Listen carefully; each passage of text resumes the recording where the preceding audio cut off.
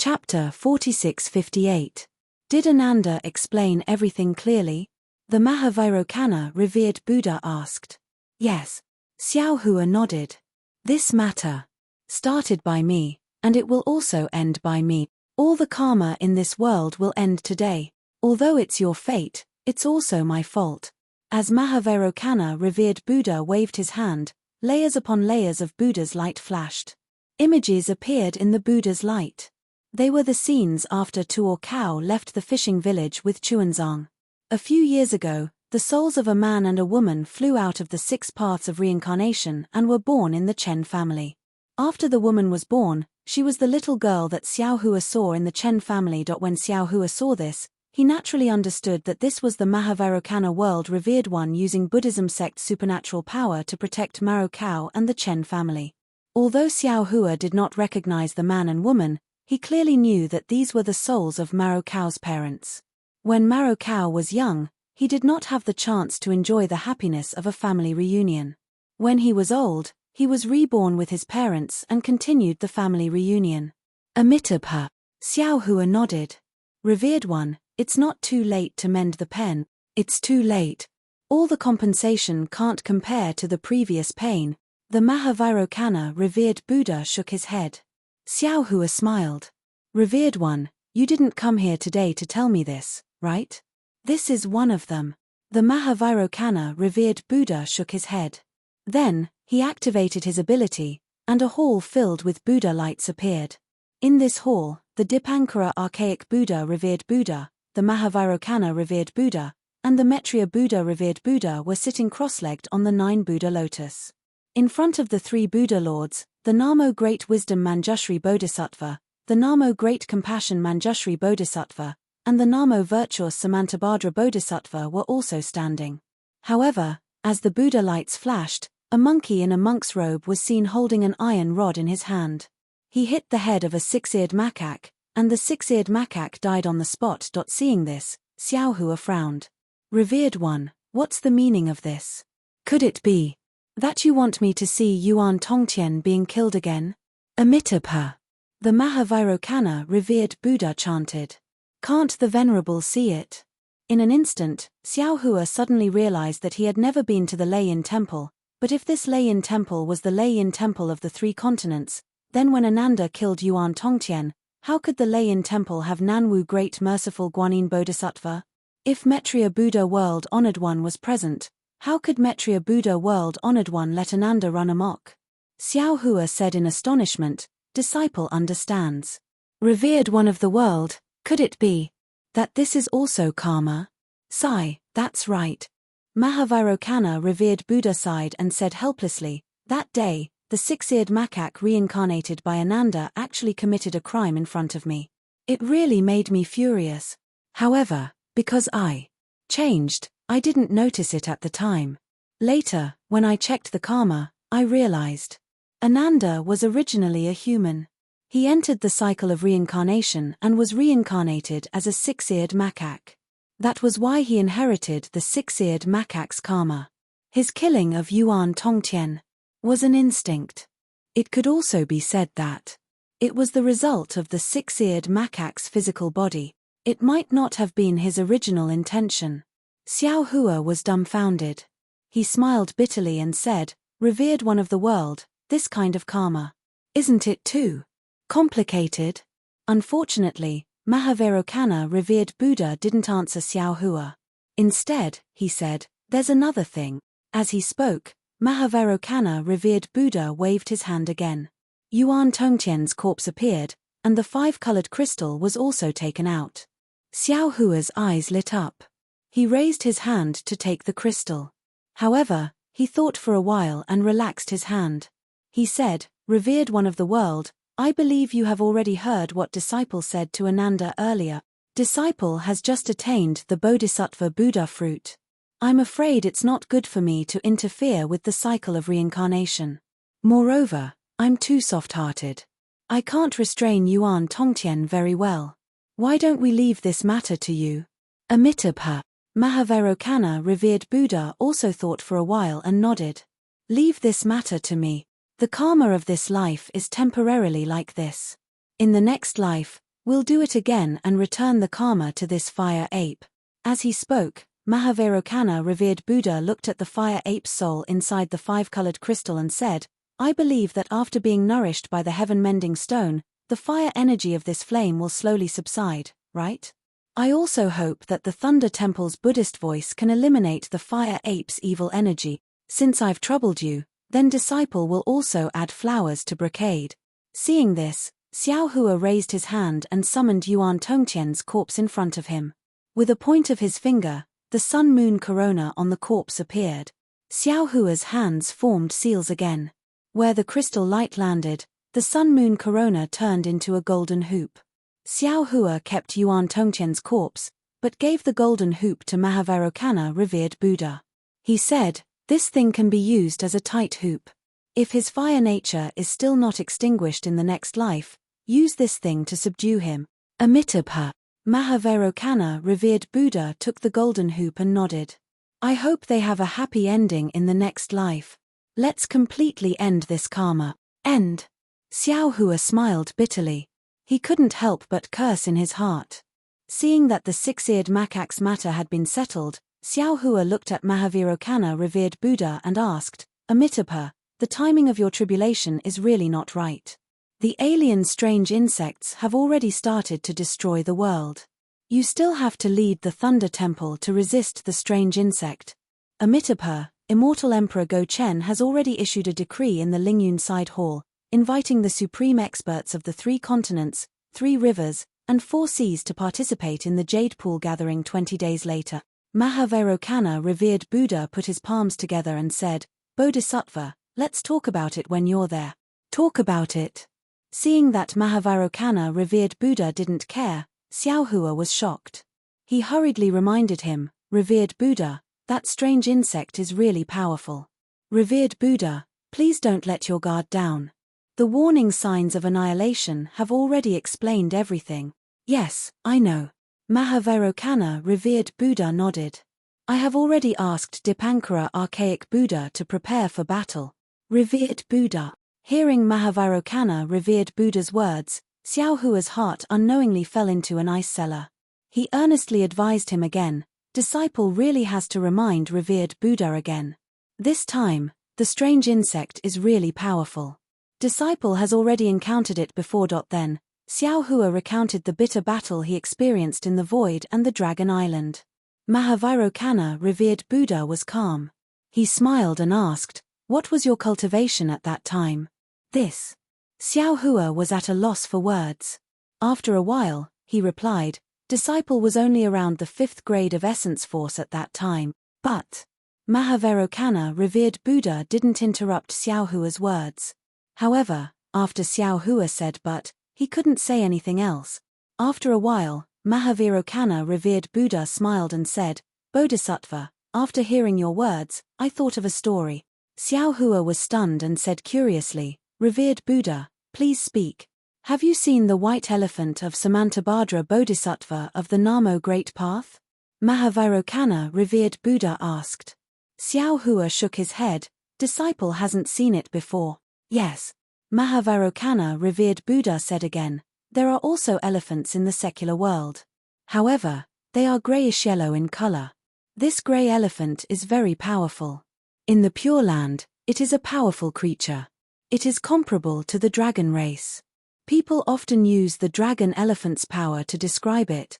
However, this grey elephant's temperament is very docile. If a small grey elephant is tied to a big tree with a thin rope, the small grey elephant will definitely struggle. However, at that time, the small grey elephant's strength is very small. It will definitely not be able to break free from the rope and the big tree. When the small grey elephant grows into a big grey elephant, its strength is enough to overturn the big tree. However, it won't break free from the thin rope. Because it always thinks that it can't break free from the thin rope. It doesn't know that it has already grown up. Back then, Bodhisattva was only at the 5th grade of essence force. He had to use all his strength to kill the strange insect. Therefore, he felt that the strange insect was very powerful. Now, Bodhisattva has cultivated to the highest realm in such a short time. I'm afraid that some of you haven't reached the supreme realm yet, right? Sigh. Revered one of the world. Xiao Hua smiled bitterly. I'm not a small grey elephant. That strange insect is also not a thin rope. I've only met 1 or 2 strange insects and they are already so powerful. In the eye of the West Sea, I've seen hundreds of millions of them. So what if there are hundreds of millions of them? At this point, Mahavirokana, revered one of the world, simply answered, the 3 continents have the laws of heaven and earth. Those strange insects can't surpass the 9th grade of essence force. Since they can't surpass the 9th grade of essence force, the supreme experts of Buddhism, Confucianism, Taoism, and demon sects will definitely have the ability to kill them. Moreover, you've been to the 1,000 demons sacred realm. How many demons are there? How many great sages are there? It's impossible that all of these strange insects are at the 9th grade of essence force. Among the hundreds of millions of strange insects, it's already not bad that there are thousands of 9th grade essence force. Also, the so-called apocalyptic warning is just a reminder. It's not like the 3 continents didn't experience it before. What about now? The 3 continents are still the 3 continents.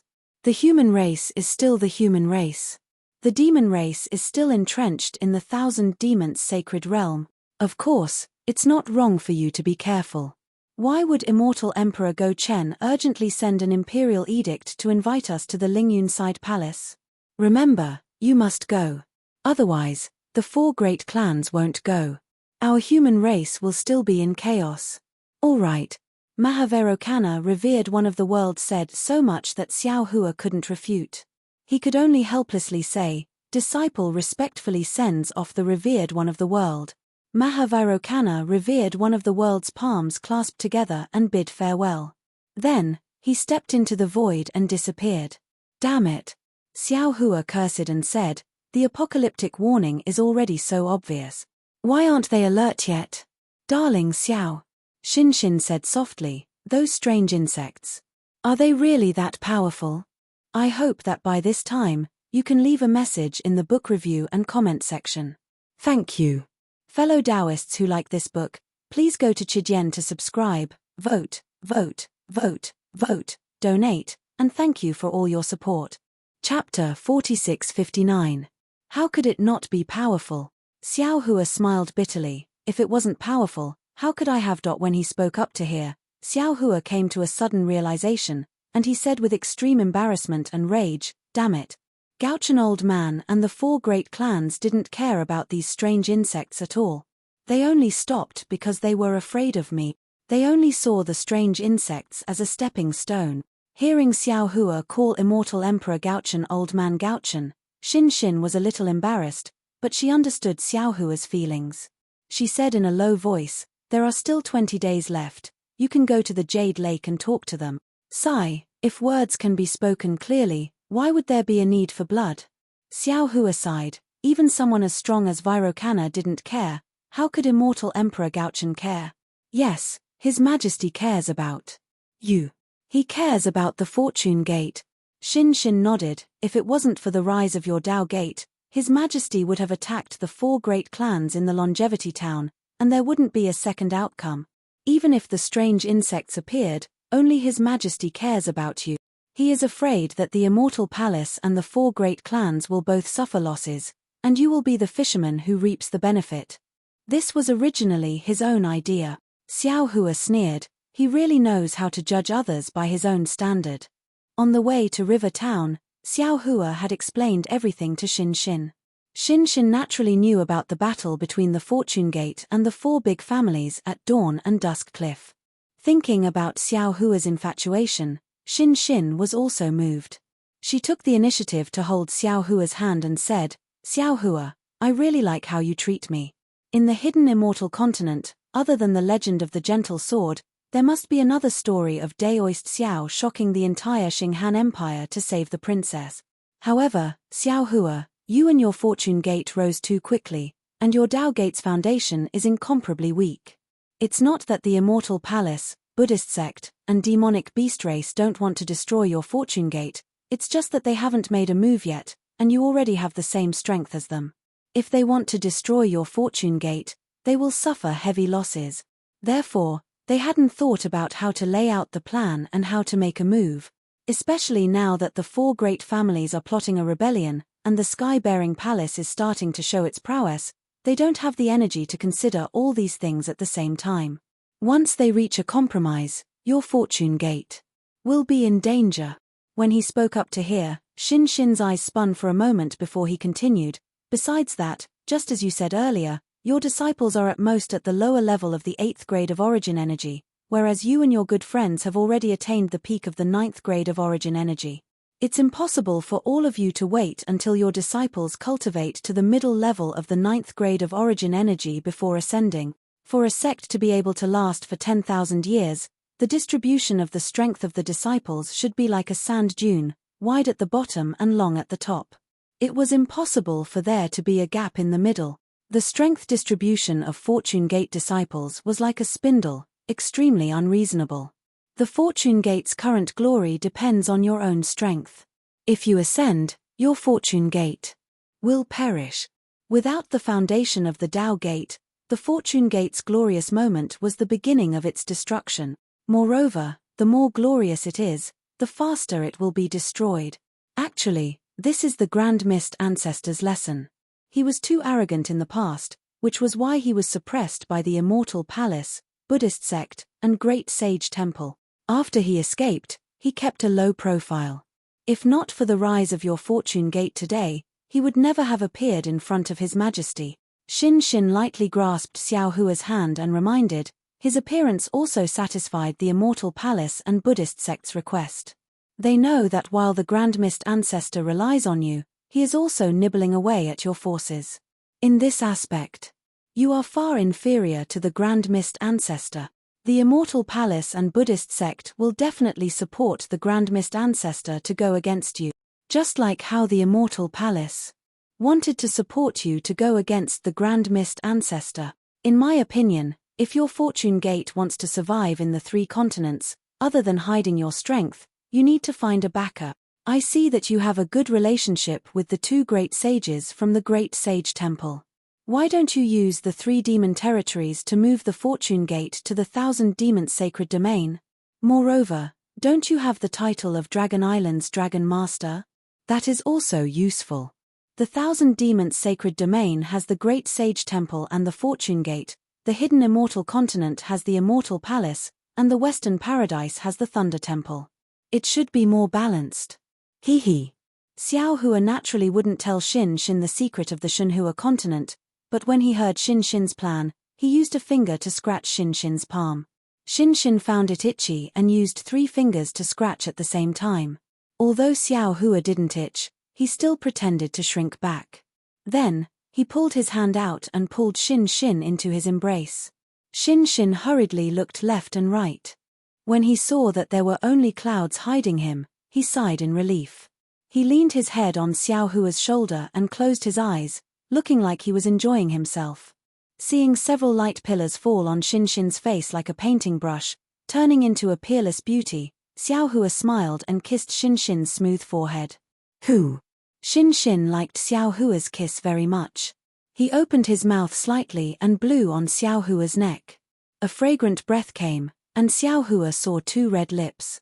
Xiao Hua couldn't help but feel his heart beat wildly. His lips slid down Shin Shin's eyebrows. No. Shin Shin was slightly anxious. He covered Xiao Hua's mouth with a snow-white finger and said in a low voice, Xiao Hua, don't be anxious. I know. Xiao Hua took a deep breath and kissed Shin Shin's finger. He raised his head and looked at the clouds in the distance. He smiled and said, you've planned so much for me. What if there comes a day when my Fortune Gate goes against the Immortal Palace? When he said this, a distant memory suddenly rushed into Xiao Hua's mind. The sun was setting in the west, and the sky was filled with red clouds. It was a beautiful scene. The misty peak was whistling, the trees were shaking, and clothes were fluttering.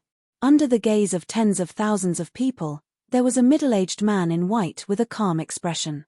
In front of that man was a woman whose face was as pale as paper. Wasn't that sect leader Ou Peng and his wife Yang Ruping, who stood at the peak of the misty peak? Although Xiao Hua didn't see the misty end with his own eyes, this story had been engraved in his heart. Hee. Xiao Hua, who was gradually soaked in memories, was suddenly awakened by Xin Xin's laughter. Looking at Xin Xin, who didn't cooperate with his mood, Xiao Hua said helplessly, "What's so funny? Do you think His Majesty is stupid? As long as you don't ascend, he definitely won't start a war with you. Do you think Master Lightning was bestowed upon you by His Majesty for no reason? With the title of Master Lightning, you can't lead an army to attack the Immortal Palace. Otherwise, you'll be treacherous and offending your superiors." Xin Xin laughed and said, "Moreover, if you ascend, His Majesty will first use me to control your fortune gate and nibble away at your fortune gate. But, will your disciples be convinced by me? This kind of thankless task, I won't do it. Therefore, you don't have to worry. I'll just take care of Fairy Xing Yu's star-plucking tower. I won't let you down, and I won't let His Majesty down. Hee. That's true." Xiao Hua rubbed his nose and said with a bitter smile, "I thought too simply." It wasn't that Xiao Hua thought it was simple, but that there was nothing to compare. Of course, Oyu Peng and Yang Ruping's situation was different from Xiao Hua and Xin Xin's, and Oyu Peng's strength couldn't be compared to Xiao Hua's.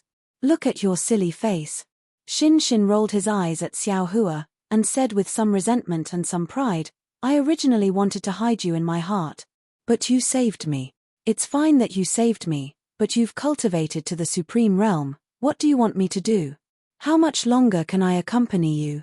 Ari, forget it, forget it. Seeing that you've done so much for me, and everyone in the world knows about it, I'll reluctantly guard your reputation for the rest of my life." As he said this, Xin Xin mischievously winked at Xiao Hua again. When Xin Xin said this, Xiao Hua's heart trembled again. No, Xin Xin was completely right. He saved Xin Xin from the Immortal Emperor's suppression, but his story with Xin Xin had already spread across the 3 continents. He was already at the peak of the 9th grade of essence energy, and even a normal cultivator would have to undergo tribulation in less than 1,000 years. But what about Xin Xin? Back then, due to her injuries, she was only at the 4th grade of essence energy when she explored the Mystic Water Palace with Xiao Hua. Hundreds of years of recuperation, practicing the 5 Qis unifications, and refining the Mystic Origin Water Control Flag had only allowed her to reach the 7th grade of essence energy. As the daughter of the Immortal Emperor, Xin Xin's lifespan was bound to be very long, and whether he succeeded or not, he would have to leave Xin Xin. From this point of view, he didn't just give Xin Xin happiness, he also gave her a kind of burden and loneliness. "Xin Xin, I didn't think so much," Xiao Hua said with a sad face. "When I heard Bian say that you were suppressed, I panicked. You mustn't blame me. Stop pretending." Xin Xin smiled and poked Xiao Hua's forehead with her white hand. "I'm very happy that you treat me like this. You won't be able to find a lover like you anywhere in the world." That's good, that's good." Xiao Hua smiled and said, "It's good that my wife doesn't blame me. Call me Xin Xin." Xin Xin glared at Xiao Hua. "I'm not your wife, but seeing how you call me your wife so smoothly, it's completely different from the little monk from before. Is there a secret?" "Ari, I do want to have a secret, but the problem is..." Xiao Hua sighed. "Can my secret hide from a true scholar?" "That's true." Xin Xin smiled happily. "In this world, there really isn't anyone with discerning eyes like me." "Granny Wang, are you selling melons?" Xiao Hua asked with a smile. Chapter 4660. However, Xiao Hua suddenly thought of something and said to Xin Xin, "A good friend of mine is visiting. It's not a good time for you to see him. Can you leave for a while?" Xin Xin smiled and said, "It's fine. It's fine even if you have your own secrets. You have your secrets, and so do I, isn't that right?" Xin Xin blinked her eyes mischievously. Xiao Hua smiled and said, "These secrets are only temporary. You'll know about them in the future." Xin Xin blushed and nodded slightly. Then, Xiao Hua shook the Kunlun mirror and temporarily sent Xin Xin into the Shenhua continent. "Namo Metria, congratulations, Bodhisattva." A lotus-like Buddha light appeared in the distance. As the Buddha light bloomed, Namo Metria flew out from it. Upon seeing Xiao Hua, he put his palms together and smiled. Xiao Hua looked at the Metria Buddha and said, "What's there to congratulate? You're the Metria Buddha, and the Mahavairokkana Buddha just left. When I, a Bodhisattva, See you. I have to call you my disciple. What's the point? Also, didn't you think that I could attain the Buddha fruit? I won't hide it from you. The Maitreya Buddha smiled and said, I'm the Maitreya Buddha, and I control the future of Buddhism. Now, all the Buddha lights are in the hands of the Mahavairocana Buddha. Also, even the Dipankara archaic Buddha, the Mahavairocana Buddha, and the Maitreya Buddha are only the appearances of the Buddha. Between heaven and earth, in the hearts of the Buddhas, there are countless Buddha lights. Who knows where the Buddha fruit is? Where does the river of faith flow? Also, you're merciful. The power of faith in the longevity town belongs to you. Not to mention me, even the Mahavairocana Buddha can only envy you. Forget it. This matter has already come to an end. It's useless to talk about it. Xiao Hua waved his hand and said, I'm sure the Mahavairocana Buddha already hates me. The Longevity Town Buddha sect's first golden Buddha statue consecrated, and such a huge mistake happened. Even if the world-honored one wants to hold a grudge, I'm afraid you won't dare to hold a grudge at that time. Moreover, I discovered Yuan Tongtian's matter too late. The Maitreya Buddha put away the smile on his face and did not say much. He only explained the cause of the matter in his heart. Ah! No way. After Xiao Hua heard this, he couldn't help but exclaim, there's actually such a big. Maitreya Buddha nodded and replied, I'm afraid it can only be bigger. Okay, I understand. Xiao Hua nodded and said, if you need anything, you can tell I've already sensed it, so I rushed over, the Maitreya Buddha said again. Xiao Hua took out the golden sarira and handed it to the Maitreya Buddha, saying, this item came from the Star Moon Palace, but I don't understand. Is there a sarira more precious than the sarira of the previous Maitreya Buddha? Of course there is. Buddha Maitreya took the golden sarira and looked at it carefully. Then, he put the golden sarira into the light behind his head and explained, the Buddhist sect cultivates the 9 turns golden body. Even when the 3 Buddha lords are practicing, they can't guarantee that every doppelganger will come out unscathed. Therefore, the more doppelganger one cultivates, the greater the chance of losing one's doppelganger. There are even some extremely rare doppelganger that has just arrived at a certain realm, and may die. Who knows which Buddha Lord left this golden sarira behind? However, it seems that the realm where this sarira is located is much higher than the 3 continent. Okay, I'll leave this to you. Xiao Hua took out the Kunlun mirror again and said with a smile, in addition, this disciple also obtained some secret techniques, so this disciple invites you to enter the jar. Haha. The Maitreya Buddha seemed very happy. He stepped into the light pillar and disappeared. When Xiao Hua put away the Kunlun mirror, the Maitreya Buddha said in Xiao Hua's heart, I won't talk to you when I leave, so as not to disturb your sweet time with Xin Xin. Xiao Hua was really speechless. He replied snappily, leave if you want. If you don't want the Bodhisattva of the exquisite temple to wait, you can just stay here. However, the Namo Maitreya Buddha didn't answer. He naturally couldn't come out for too long. Xiao Hua of the heavenly Tao and the enlightenment that Xiao Hua sent into his mind didn't allow him to speak. Xiao Hua took out the Kunlun mirror and let Xin Xin out. As soon as it landed in the air, Xin Xin said happily, Darling Xiao, is this your Kunlun wonderland? Yes, how is it? Xiao Hua asked somewhat proudly. It's really beautiful. Xin Xin took a breath and wrinkled his nose. Moreover, the air inside is very fresh, the noble qi is also abundant. I even feel that the noble qi of the Confucian cultivator is also very clear, much better than the hidden immortal continent. Right, there's also the scenery, it's much more beautiful than the majority of the places in the hidden immortal continent. Of course, why don't you think about who set up the Kunlun wonderland? Xiao Hua raised his head and said very proudly, Yes. Xin Xin clapped his hands and said, This Kunlun mirror is in your hands, you must be able to personally set up the wonderland inside. Darling Xiao, why don't you let me also refine this Kunlun mirror? I also want to set up a space. However, Xin Xin only said a few words and said with a smile, Darling Xiao, don't take it seriously. I know that only you can refine the Kunlun mirror, I'm just envious of you. Boom. Xin Xin's words reminded Xiao Hua again. That day at the Dawn and Dusk Cliff, because Xiao Hua couldn't free himself, he gave the Kunlun mirror to the celestial being to collect the Fortune Gate disciples who were fighting with the 4 great clans. Now that he thought about it, wasn't this a big flaw? Even when he was at the Longevity Town, Xiao Hua also gave the Kunlun mirror to the celestial being. The celestial being using the Kunlun mirror was naturally a pretense, just like Xiao Hua. He was just putting the Fortune Gate disciples into the Shenhua continent like they were things, but others didn't know, and others would definitely think that it was a clone. Xiao Hua smiled and answered, "The Kunlun mirror is different from other magic tools. It can be activated through simple refining, but the Kunlun Wonderland inside is something I can do. If you want to refine it and collect some things, I can refine it." Ayo, that's not right. Refining the Kunlun mirror requires the Tao's true essence and techniques. You're a Confucian cultivator, you still can't do it. Ayo, I remember now. When Xiao Hua mentioned refining the Kunlun mirror, Xinxin's face turned red again, and she exclaimed, "His Majesty asked you to comprehend the 9 prefectures' cauldrons array formation. You can't have forgotten, right?" Seeing that Xinxin took the initiative to throw the refining of the Kunlun mirror aside, Xiao Hua really admired Xinxin's purity. He nodded and said, "This is related to the happiness of this Xiao's life. How can this Xiao forget?" Hee.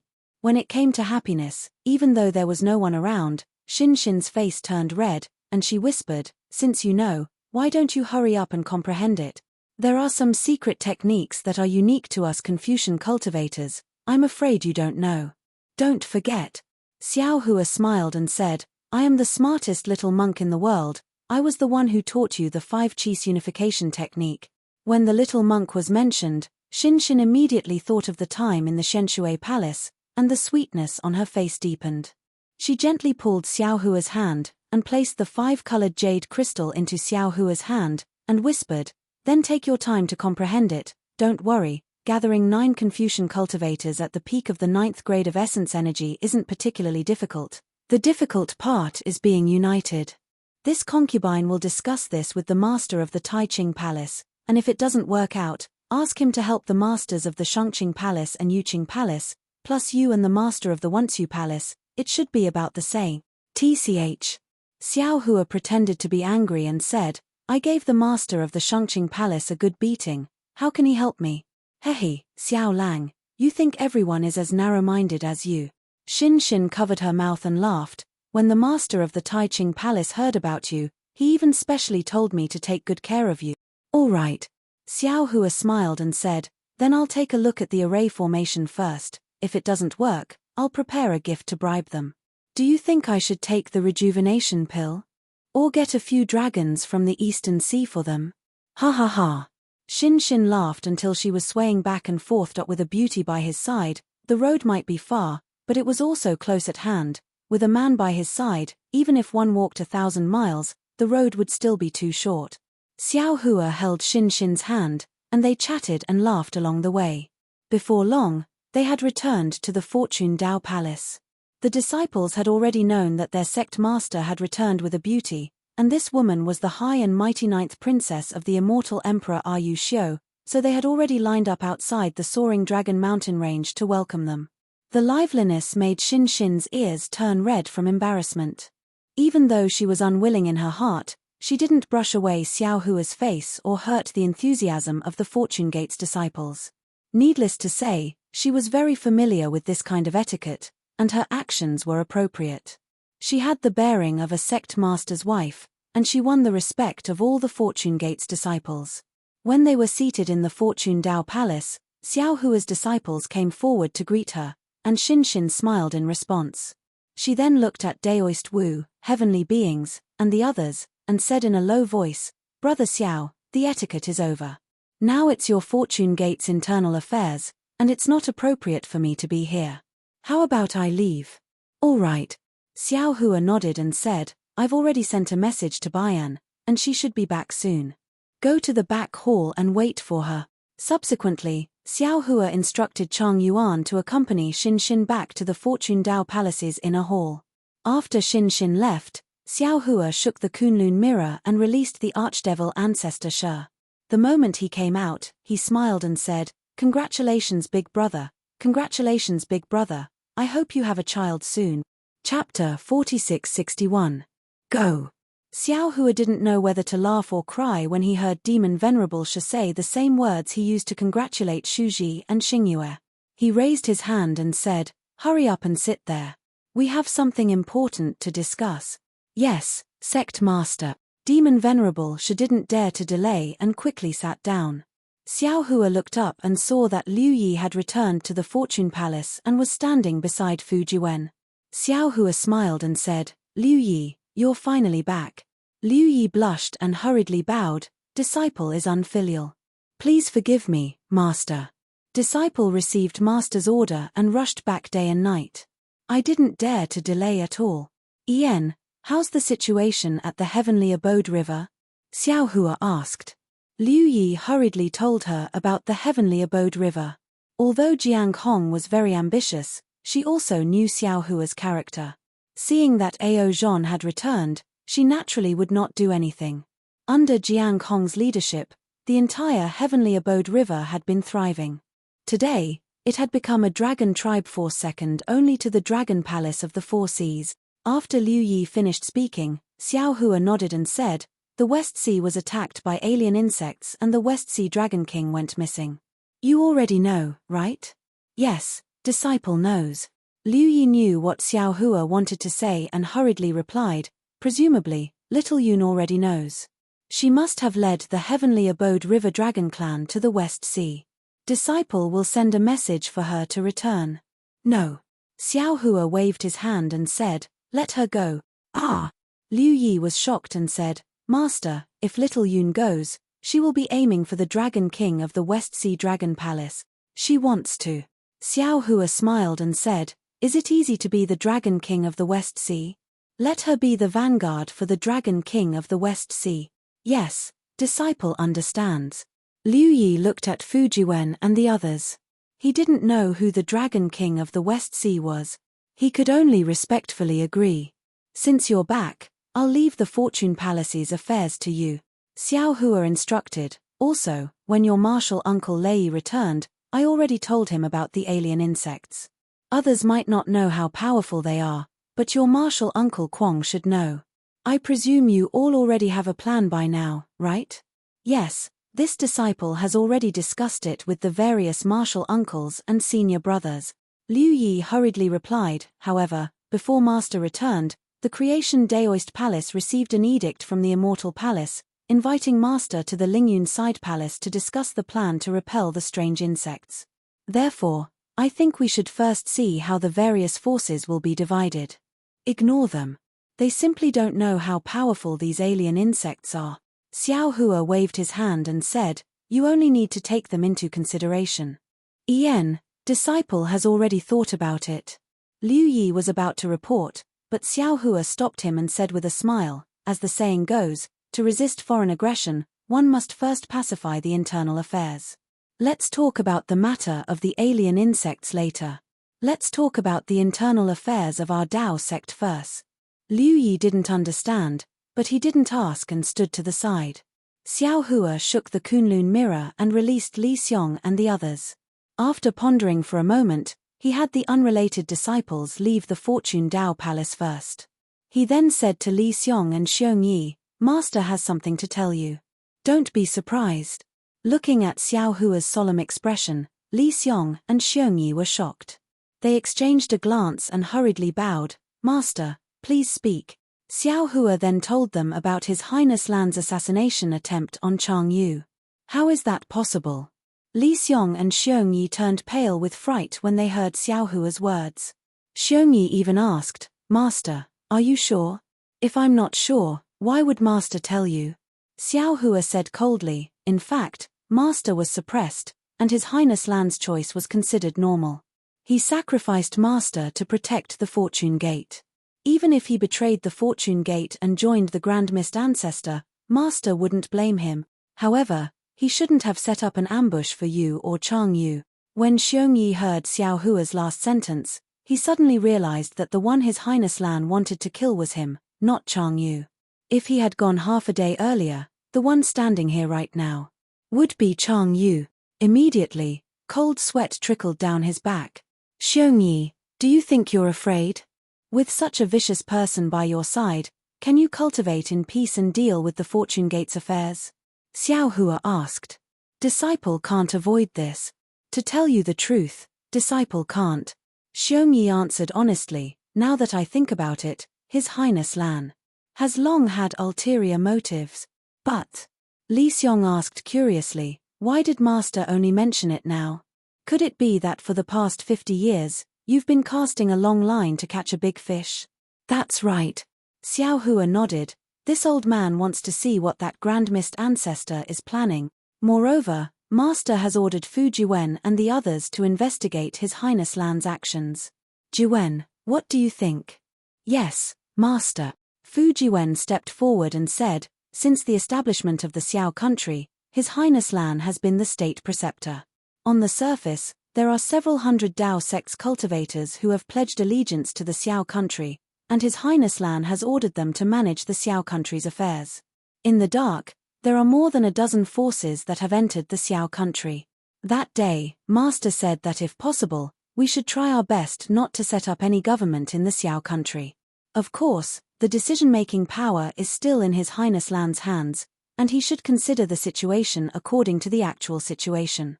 His Highness Lan used the reason that the Xiao country is too big, and if there were no government or other organizations, it would be impossible to manage it.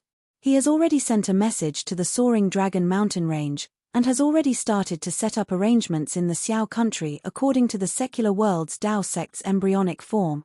As for these forces and those Dao sect's cultivators, due to the lack of time, Disciple has yet to investigate their origins. There's no need to investigate further. Xiao Hua's face was ashen, and he waved his hand. These arrangements are definitely the Grand Mist ancestor's idea, and it could also be the Sky-Bearing Palace's disciple. Damn it. Fu Jiwen gritted his teeth and said, the Grand Mist ancestor is of our Dao sect's lineage, and the Sky-Bearing Palace that he established is of the same origin as our Fortune Gate. Now, he hasn't even shown his banner in the hidden immortal continent, and is already starting to make moves behind our backs, truly hateful. Liu Yi laughed. Master is even worse, making such a big Xiao country.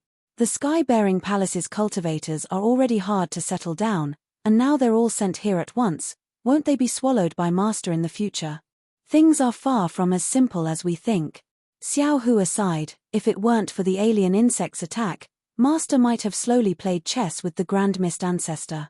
Now that the hidden immortal continent is on the verge of destruction, Master doesn't have the time to dawdle with him. However, there's no need to make things clear with the Grand Mist ancestor. Let's see if he has any other plans. Li Xiong, Xiongyi, listen up. Yes, disciple is here. Xiongyi and Li Xiong hurriedly bowed and answered. Xiao Hua instructed, the two of you are not inferior to His Highness Lan's ability to stabilize the country, and if His Highness Lan is the only one in charge of the Xiao country, there will be a flaw. Therefore, Master orders the two of you to lead your disciples to the Xiao country, and discuss with His Highness Lan to divide the Xiao country into 3 parts. This way, 1, you can dispel the Grand Mist ancestor's doubts, and 2, you can force him to invest more forces in the Xiao country. Yes, Sect Master. Li Xiong and Xiongyi accepted the order and left. Finally, Xiao Hua looked at Liu Yi and said, regarding the alien insects, Master had already warned the Go-Chen Immortal Emperor, the Dipankara Archaic Buddha, and the Golden-Winged Great Rock in the Longevity Town. However, from the current situation, other than the Golden-Winged Great Rock, the other 2 turned a deaf ear to it. They don't understand the significance of the alien insect. Master. Fu Jiwen smiled, don't be too angry. Humans are all like this. Seeing is believing. If they didn't see it with their own eyes, how would they believe that a strange insect could destroy the world? If Senior Apprentice Uncle Yang didn't mention it, and if we didn't witness the tragedy of the world's destruction in the ruins, I'm afraid we wouldn't believe it so easily. After all, how could the world's destruction be so easy? This is also the saying of the secular world, don't turn back until you hit the southern wall. Xiao Hua smiled and asked Liu Yi, the alien insects have already appeared in the borders of the 3 continents and 4 seas. The Yu province is in the middle of the buried immortal mainland, and the Xiao country is in the Gun province. There's still some time before the alien insects attack, so we should make full use of this time to set up defenses in the Fortune Gate and Xiao country. Liu Yi, I'm sure you all already have a plan, tell us. Yes, Master. Liu Yi hurriedly explained the Fortune Gate's defense plan in the Xiao country and the Soaring Dragon mountain range to Xiao Hua. Xiao Hua clapped his hands and said, good, with such a plan, I'm sure it will be able to resist the alien worms. However, you all don't have to worry. If something dangerous happens, doesn't our Fortune Gate still have the Shenhua mainland? Disciple understands. Wang Bianfei smiled and said, but if we go, what about the Xiao country citizens? What about the Shi country citizens, the Yu province, and even the 9 prefectures citizens? Master probably can't bear to see them being devoured by the alien insects, right? Xiao Hua's heart sank when he heard Wang Bianfei's words. Ordinary cultivators were no match for the alien insects, not to mention the 3 continents human race and demonic beast race. They were simply food for the alien insects. During the Jade Pavilion conference, Master must force them to join forces to resist the alien insect. Liu Yi reminded, joining forces is inevitable, but how to do so is a problem. The Great Sage Temple is responsible for the 1,000 demonic sacred territory, the Immortal Palace is responsible for the hidden Immortal Mainland, the Buddhist sect is responsible for the Pure Land, and the Dragon Palace is responsible for the 4 seas. What about our Fortune Gate? Liu Yi, what do you think? Xiao Hua asked with interest. That depends on Master's plan after the catastrophe. Liu Yi opened his mouth, and his words were imbued with Jiang Hong's subtle influence. Fellow Taoists who like this book, please go to Chidian to subscribe to support. Chapter 4662. Xiao Hua smiled wryly at Liu Yi's words. He had always been a person who took half a step forward, how could he have thought of such things? Moreover, when he saw the alien worms warning, his mind was filled with thoughts of how to eliminate the alien worms and how to save the 3 mainlands people. How could he have thought of so many things? Master doesn't understand these things. Xiao Hua waved his hand and said, why else would I send you back to the Fortune Gate? Yes. Liu Yi nodded. He pondered for a moment before saying, didn't Master say earlier? Send little Yun to the West Sea first. Now that the West Sea Dragon King's whereabouts are unknown, it's a good opportunity to intervene in the West Sea. Moreover, Master is the Dragon Island's Dragon Master, so why not take over the West Sea's defenses? Xiao Hua pondered. He knew that the Dragon Island's control over the 4 Seas Dragon Palaces was weak, and they wanted to use him to restrain the 4 Seas Dragon Palaces. Moreover, he had just established his authority in the South Sea Dragon Palace, and the 4 Seas Dragon Kings were afraid of him. If he took this opportunity to defend the West Sea, with the support of the Heavenly Paradise River's Dragon Tribe and Ao Zhon, he had a 70% chance of controlling the West Sea Dragon Palace. This way, he could lay the foundation for Xiao Bai to enter the West Sea Dragon Palace, find a way out for the Fortune Gate's disciples, and protect Chuanzang. Ian, will do as you say. Prepare to dispatch disciples. When Master returns from the Jade Lake, we will defend the West Sea. Xiao Hua agreed with Liu Yi's suggestion. However, Xiao Hua had just finished speaking when Liu Yi hesitated for a moment and said, Master, disciple and the others still have something to say to Master. Oh, what is it that makes it so difficult? Xiao Hua asked curiously. Liu Yi glanced at Fu Jiwen and Wang Bianfei. Fu Jiwen nodded and stepped forward. Master, it's like this. After junior brother Liu returned from the Heavenly Paradise River, he took over the Fortune Gate's daily affairs. Then, Marshal Uncle Lei and the others returned and told us about the alien worms invasion. We all felt that this matter was troublesome. If our Fortune Gate's disciples only defended the Xiao country and the Soaring Dragon mountain range, it would be easy. But with Master's benevolence, he would definitely take the 3 mainlands into consideration. Although Disciple did not think of going to the West Sea's defenses, he would definitely send disciples out. In that case, our Fortune Gate's disciples would have to fight on 3 fronts. Our Fortune Gate's foundation, if we split our forces would be divided, our strength would be divided. That's why I think it's better to concentrate our forces.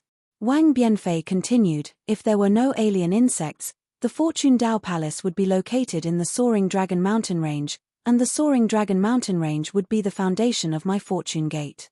However, since there is the danger of alien insects attacking, this Soaring Dragon Mountain Range's Fortune Gate has become our burden. Also, the Soaring Dragon Mountain Range was in the hidden Immortal Continent, which was in the center of Yu Province, and Yu Province was the center of 9 regions. How could the Immortal Palace let the foundation of a Dao sect be like a nail in their heart? After the rise of the Fortune Gate, the Soaring Dragon Mountain Range is no longer the first choice.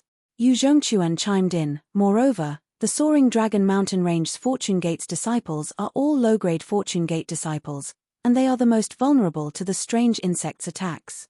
Instead of letting them stay here under the protection of other high-grade Fortune Gate disciples, they should be protected from the Kunlun Mirror. Also, most of the Fortune Gate's disciples are from the Kunlun Immortal Realm's Shenhua mainland. They don't have much of a sense of belonging to this Fortune Gate.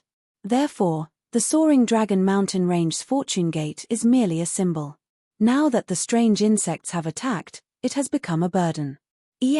Master understands. Xiao Hua nodded slightly. Seeing that Xiao Hua's expression did not change, Liu Yi was relieved. He was the one who suggested this matter, and he knew that Xiao Hua did not like Jiang Hong for being too ambitious and utilitarian, so he did not dare to mention it.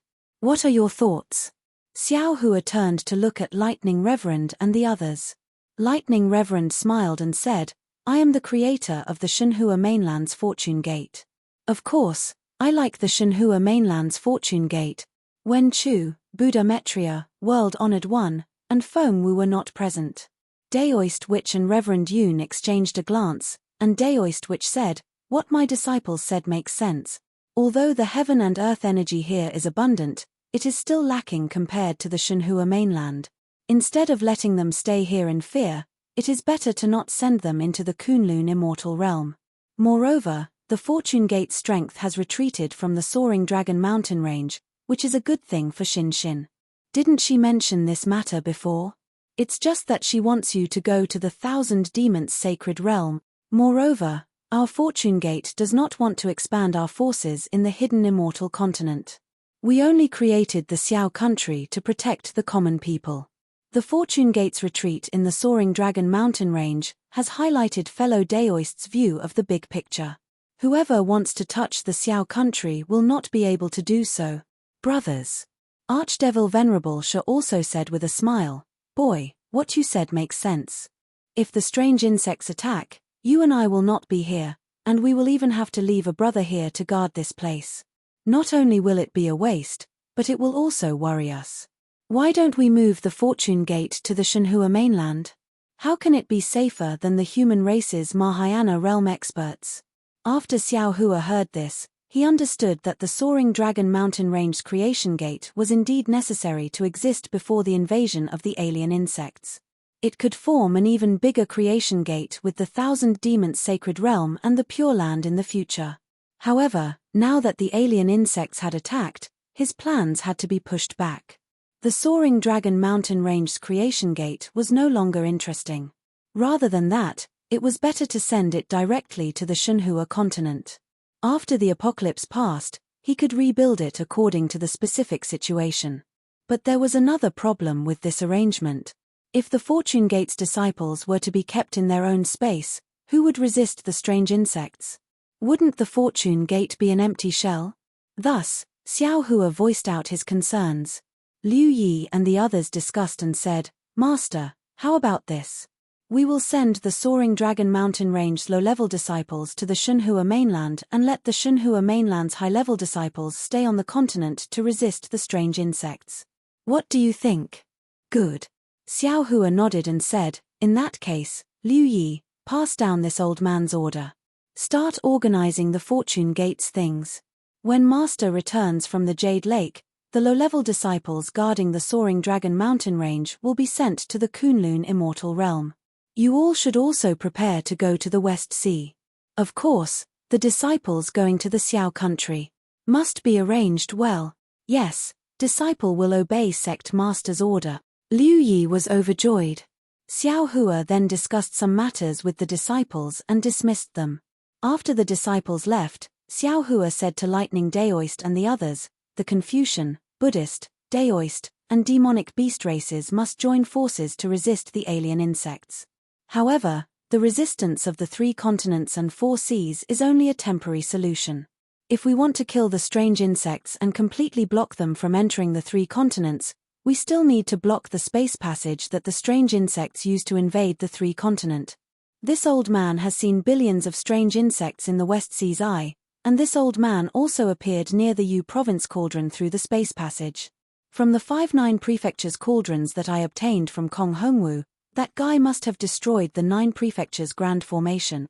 Those strange insects must have invaded the 3 continents through the space passage because the 9 prefectures grand formation was destroyed. Therefore, if we want to eradicate the alien insects, we must re-establish the 9 prefectures grand formation. I and the others understand this. Daoist Wu nodded. After the 9 prefectures grand formation was destroyed, the hidden immortal continent suffered endless disasters. Even if there were no alien insects, we must re-establish the grand formation as soon as possible. The celestial being laughed. Of course, this is related to fellow Taoists' happiness. Right now, there are exactly 9 sect masters in our fortune gate. Isn't it because the heavens want our fortune gate to re-establish the 9 prefectures grand formation? Alright, let's not talk about it anymore. Xiao Hua smiled faintly and took out the 5-colored jade crystal, saying, fellow Taoists, we will now comprehend the 9 prefectures grand formations method. Good. The doppelgangers nodded and closed their eyes after Xiao Hua. A few days later, Xiao Hua was the first to open his eyes. Although he was frowning, there was also a trace of joy on his face. A few breaths later, the doppelgangers also opened their eyes. Xiao Hua said, this 9 prefectures grand formation is indeed extraordinary. It's not the cultivation world's array. If I'm not mistaken, it should be the Heavenly Court's immortal defense array. The 9 prefectures grand formations method of setting it up is also a work of art. It's truly unimaginable. To think that it can borrow the strength of 9 venerable realm cultivators to successfully set it up. Lightning Daoist agreed, the method of setting up this grand formation isn't difficult. Although it requires the use of the 5 Qis unifications, fellow Daoist knows how to do it. However, it's extremely difficult to use the spirit and branches interlocking technique. Xin has never seen the method of setting up this grand formation. Her thinking is too simple. If it wasn't difficult, why would old man Gauchen hand it over to us? Daoist Wu sneered. He himself knows that the 9 cultivators setting up the grand formation not only have to work together, but they also have to be telepathic and be able to activate the 9 prefectures cauldrons at the same time. This is 9 people are. It's hard to find an immortal palace, hard to find in this world. What 3 purities palace master? None of them can be used. Xiao Hua narrowed his eyes and said, this is a challenge, but it's also an opportunity. If the 9 of us can successfully cultivate this spirit and branches interlocking technique, our divine senses, Buddhist senses, elemental senses, and devil senses will be able to cover the entire hidden immortal continent. In other words, you can enter Shenhua continent from anywhere in the hidden immortal continent as you wish. Indeed, this is the only benefit of setting up the grand formation. Celestial being said with a smile.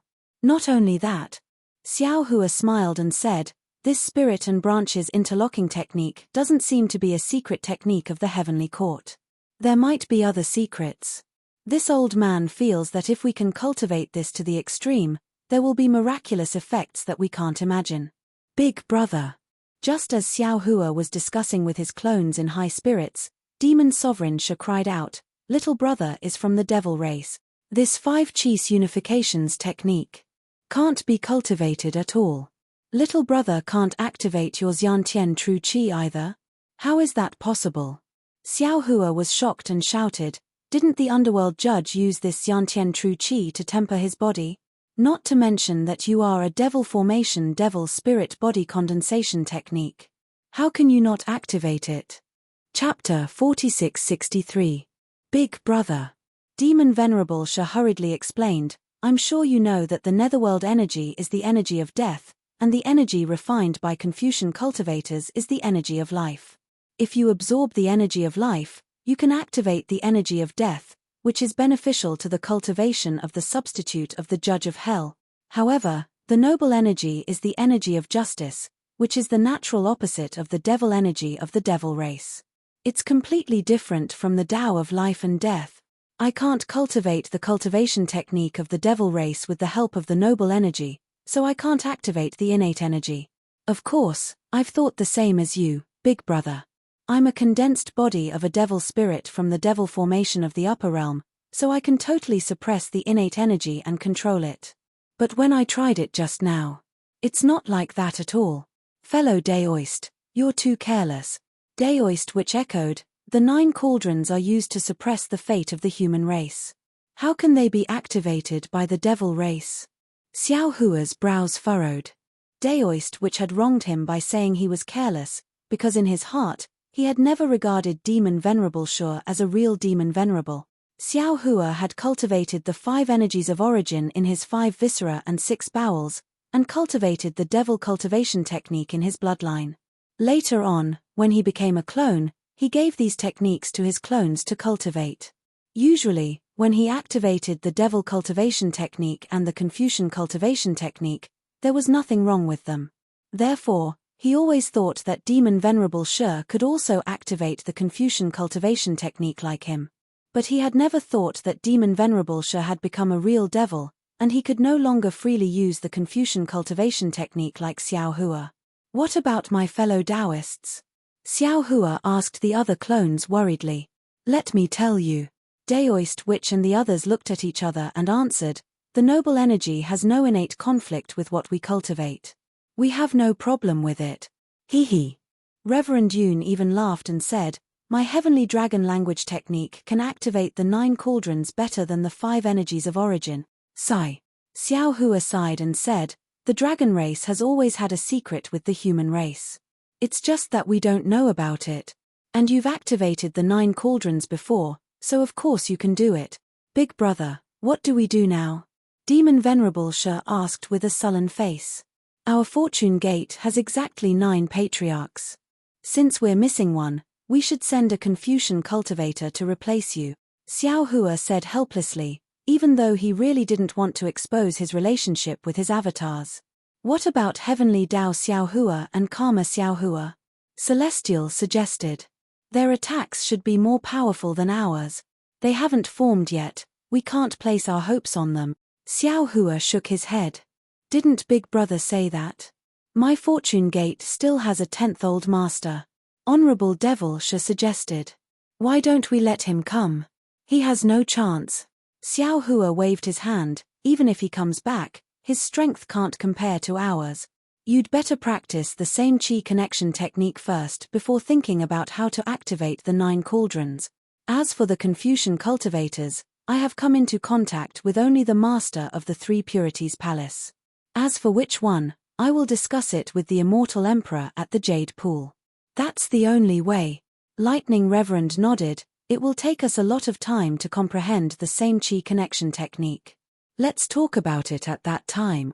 Since the discussion had come to an end, all the clones returned to the space and seized the time to comprehend the same chi connection technique, leaving only Reverend Yoon to guard the Fortune Palace. Xiao Hua summoned Shin Shin and told him that he was going to attend the Jade Pool gathering at the High Cloudside Palace. Shin Shin didn't have any hesitation and refused Xiao Hua's request to take him along. However, he heard her very shyly say, Xiao Lang, His Majesty is giving pointers to the 9 regions Great Array to let this concubine follow you. This is already a crime against the whole world. If you bring me to the Jade Pool gathering, it will be a slap to the Immortal Palace's face. I'll stay at the Soaring Dragon Mountain Range and help you with the sect's affairs. When Bayan returns, I'll help you with the star-picking tower. All right. Xiao Hua thought that it would be much safer to send Shin Shin into the space, but when he thought about how far the alien insects were from here and how Reverend Yoon was guarding the Soaring Dragon Mountain Range, he nodded in agreement. My dear Xiao, are you going to attend the Jade Pool gathering? Seeing that Xiao Hua was about to leave the Fortune Dao Palace, Shin Shin explained obediently, if you're going to the High Cloud Side Palace, you only need to open His Majesty's decree and there will naturally be a patrol envoy to welcome you. Before heading to the Jade Pool gathering, there's still one more place to go. Xiao Hua looked outside the Fortune Dao Palace and replied thoughtfully. Where? Xin blurted out.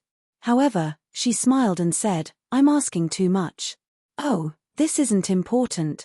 Xiao Hua waved his hand and said, the world's Dao sects are already declining. Today, the hidden immortal Dao gate is opening. With me, Xiao Hua, in the world, who dares to let their disciples be bullied? He. Hearing Xiao Hua's words, Xin covered her mouth and laughed. Reverend Xiao really cares about the world. I'm only at the 4th level of elemental energy, but I actually dared to set up a blood stele in the bronze pillar state.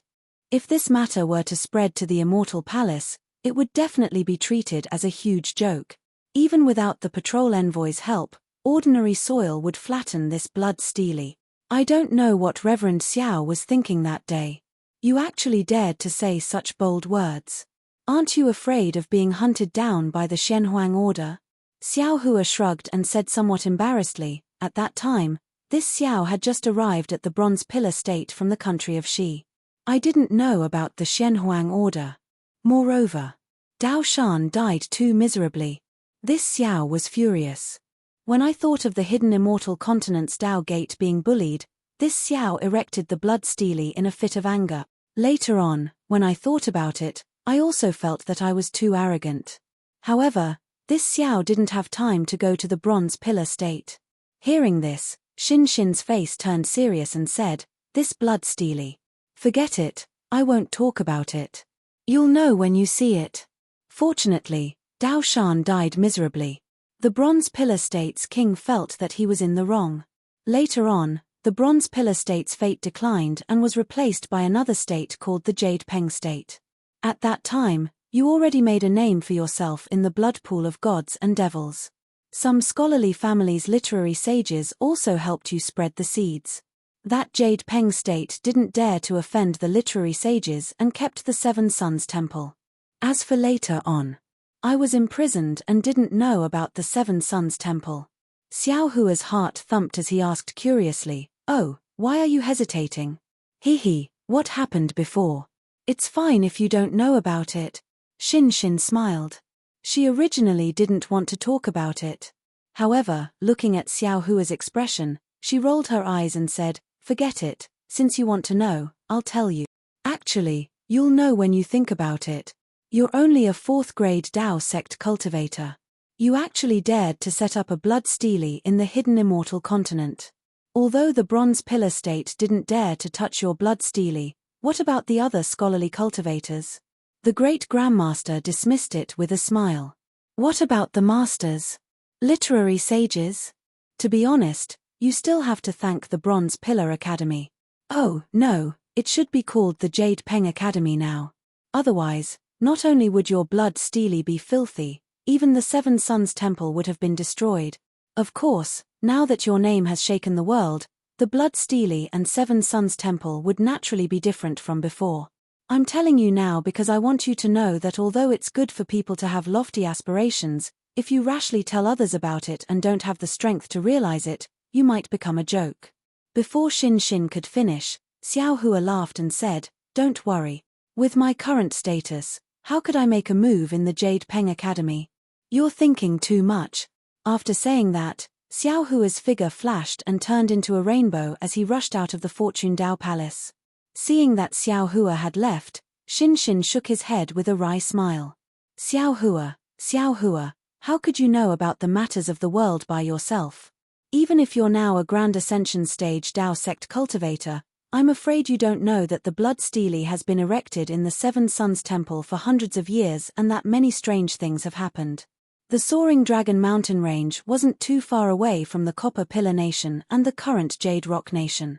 Not long after Xiao Hua flew out, his spiritual force had already found the Seven Young Monastery. He didn't need to use the lightning escape technique. In just a short while, Xiao Hua had already flown above the Seven Young Monastery. Hearing Xin's words, Xiao Hua felt a little nervous. He didn't know what the Seven Suns Temple was like now. Moreover, Shuji had specially mentioned the Seven Suns Temple in the Star Moon Palace, so Xiao Hua had a lot of ideas along the way. But when he saw the current state of the Seven Suns Temple, he was a little surprised. He couldn't help but whisper, "Oh? That's a little strange." Because the Seven Suns Temple was still the Seven Suns Temple, it seemed that the 300 years hadn't left any traces in the Seven Suns Temple.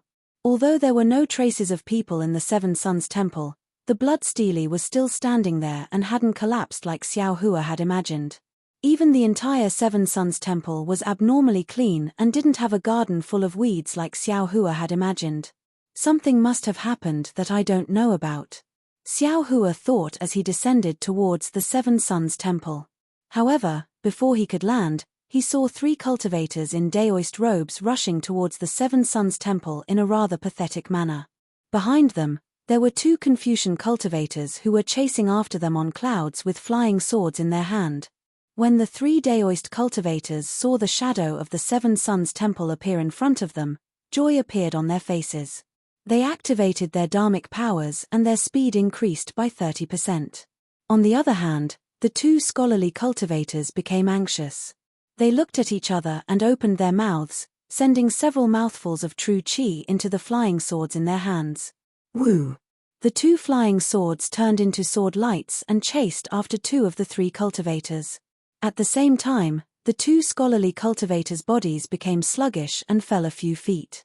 It seemed that their true qi was somewhat exhausted. I hope that when he sees this, he can leave a comment in the book review section. Thank you. Fellow Taoists who like this book, please go to Chidian to subscribe to support it. Chapter 4664.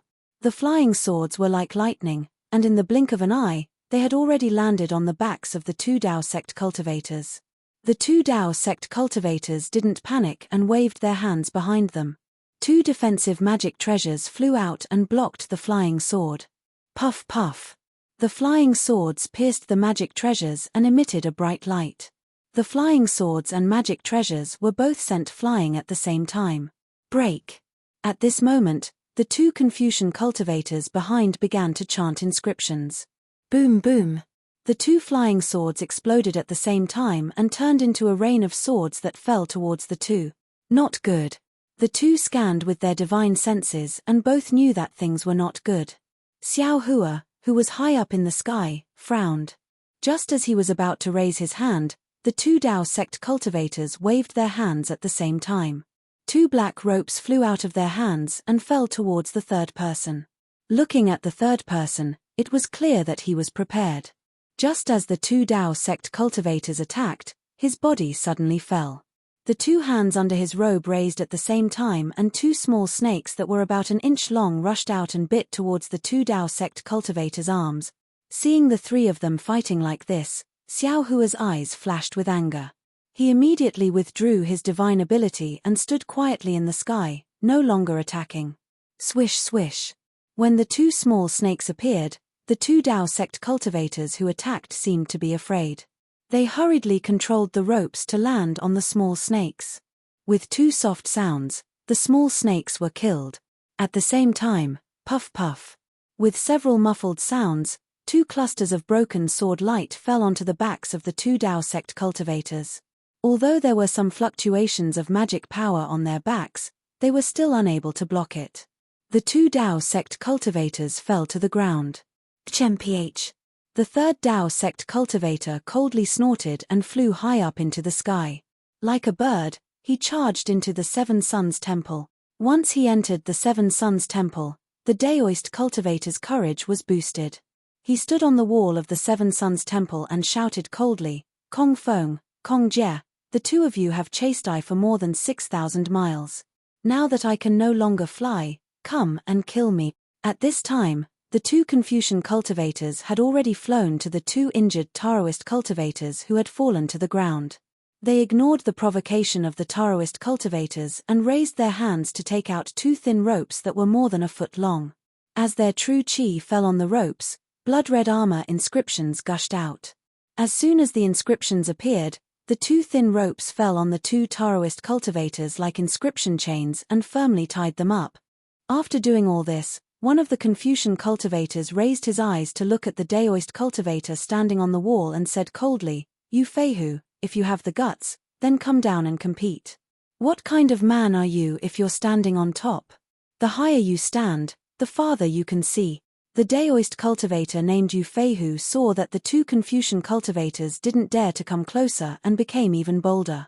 He said proudly, "Don't tell me the two of you don't want to see 1,000 miles and reach a higher level? Damn it." One of the Confucian cultivators was a little angry. He raised his hand and pointed at Yu Feihu. He said angrily, "You have the ability to kill 49 young boys and girls as a blood sacrifice for your Dharma artifact. Why do you have the guts to fight me to the death? Those young boys and girls are people in trouble.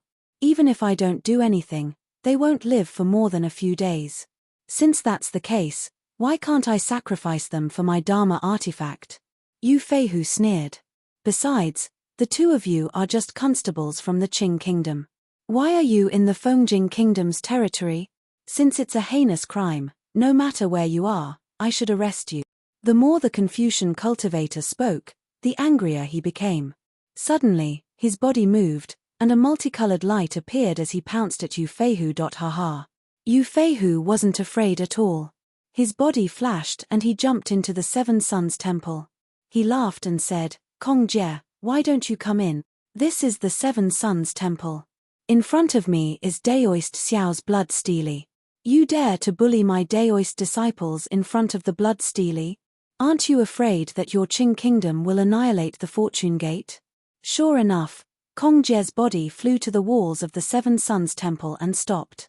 She didn't dare to take half a step forward. There was a look of unwillingness on her face. "What's wrong?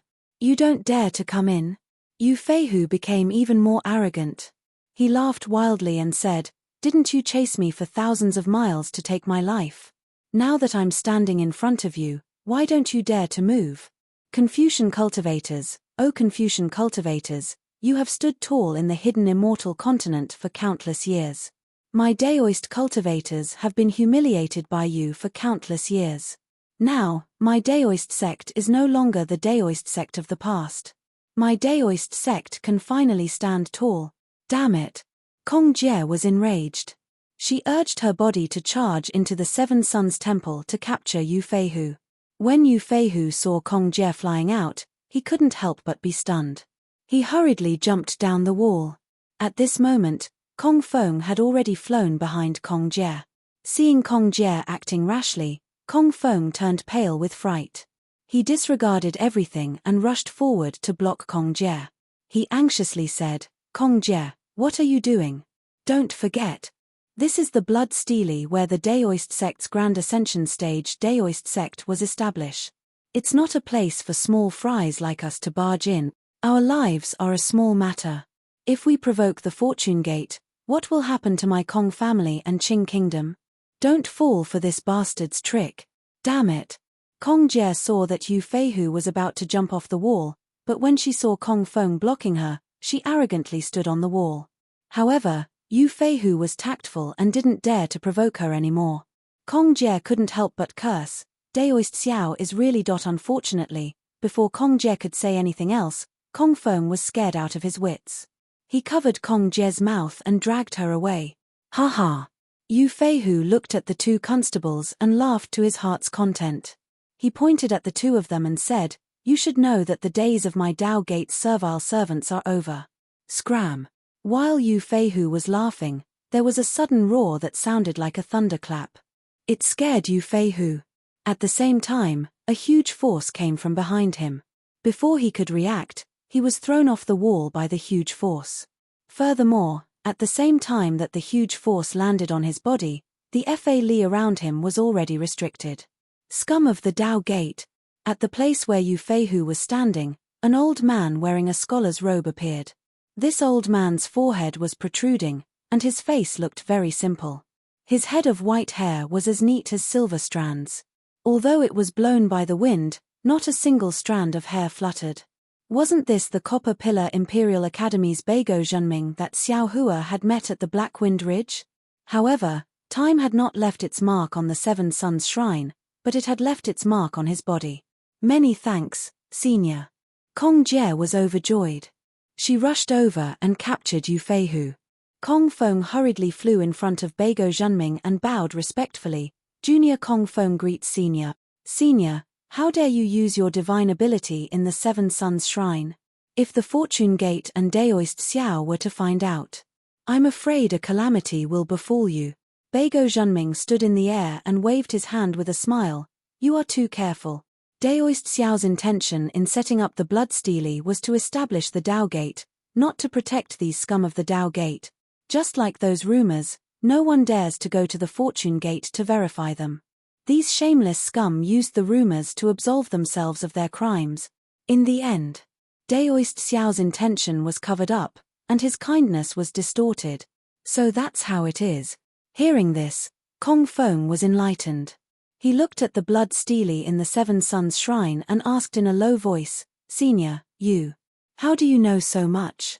Hihi, this old man is Beigo Zhenming.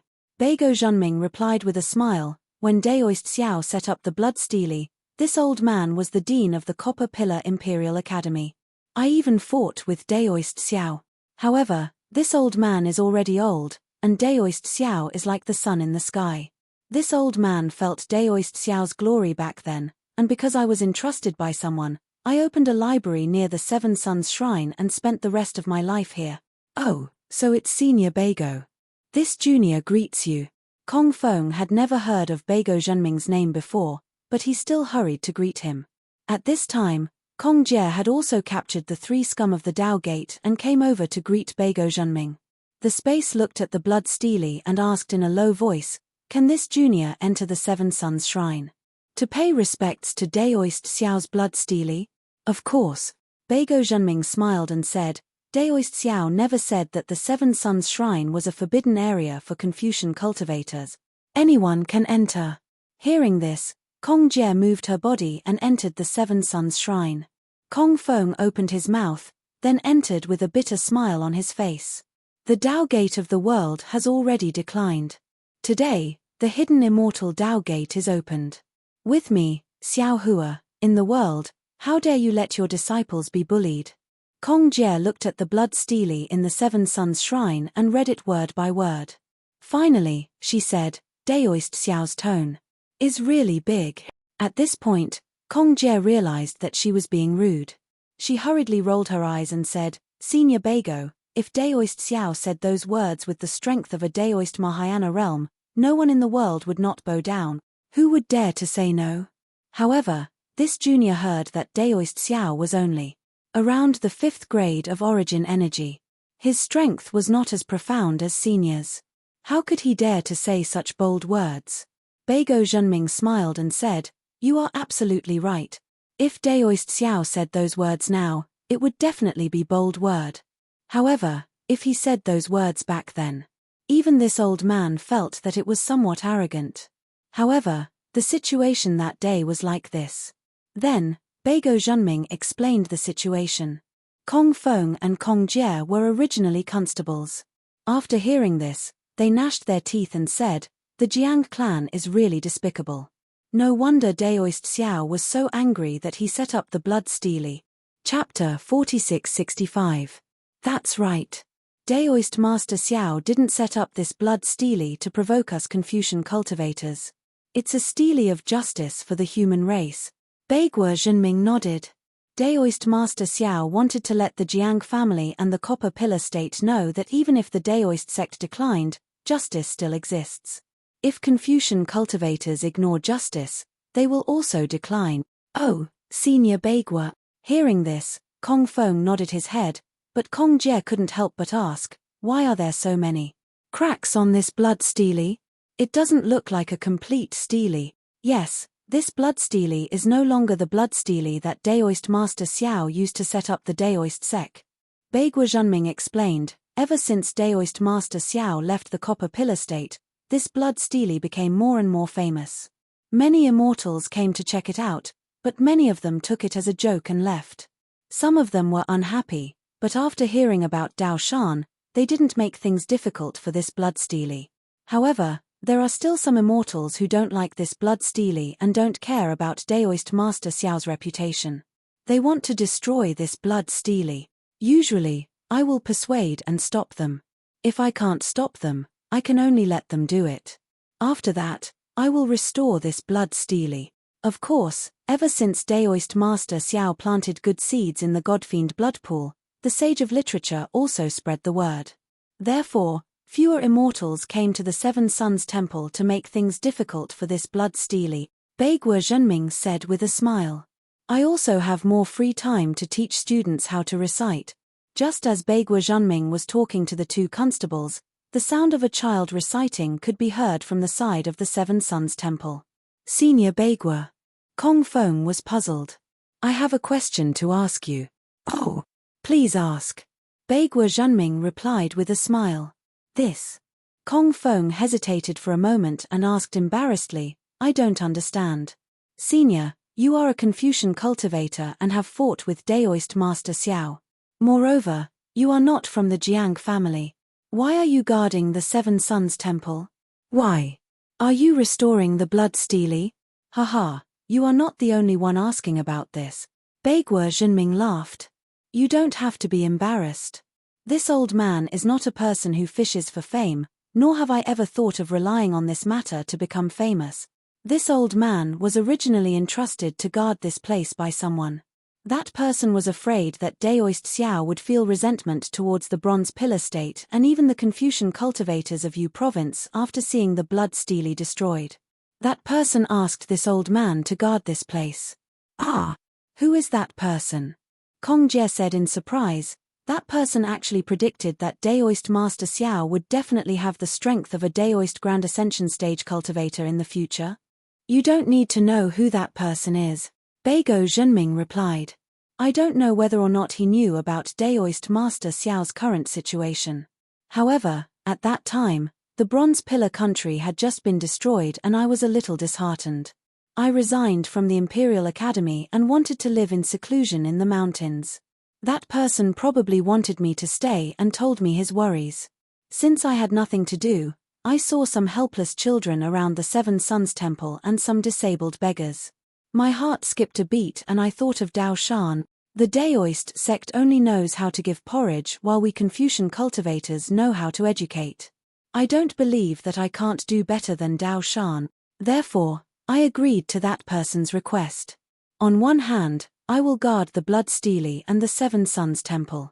On the other hand, I will teach those poor people how to make a living. Look at the Seven Suns Temple now. Isn't it more lively than the Seven Suns Temple in the past? The way we Confucian cultivators help the world far surpasses that of the Daoist sect.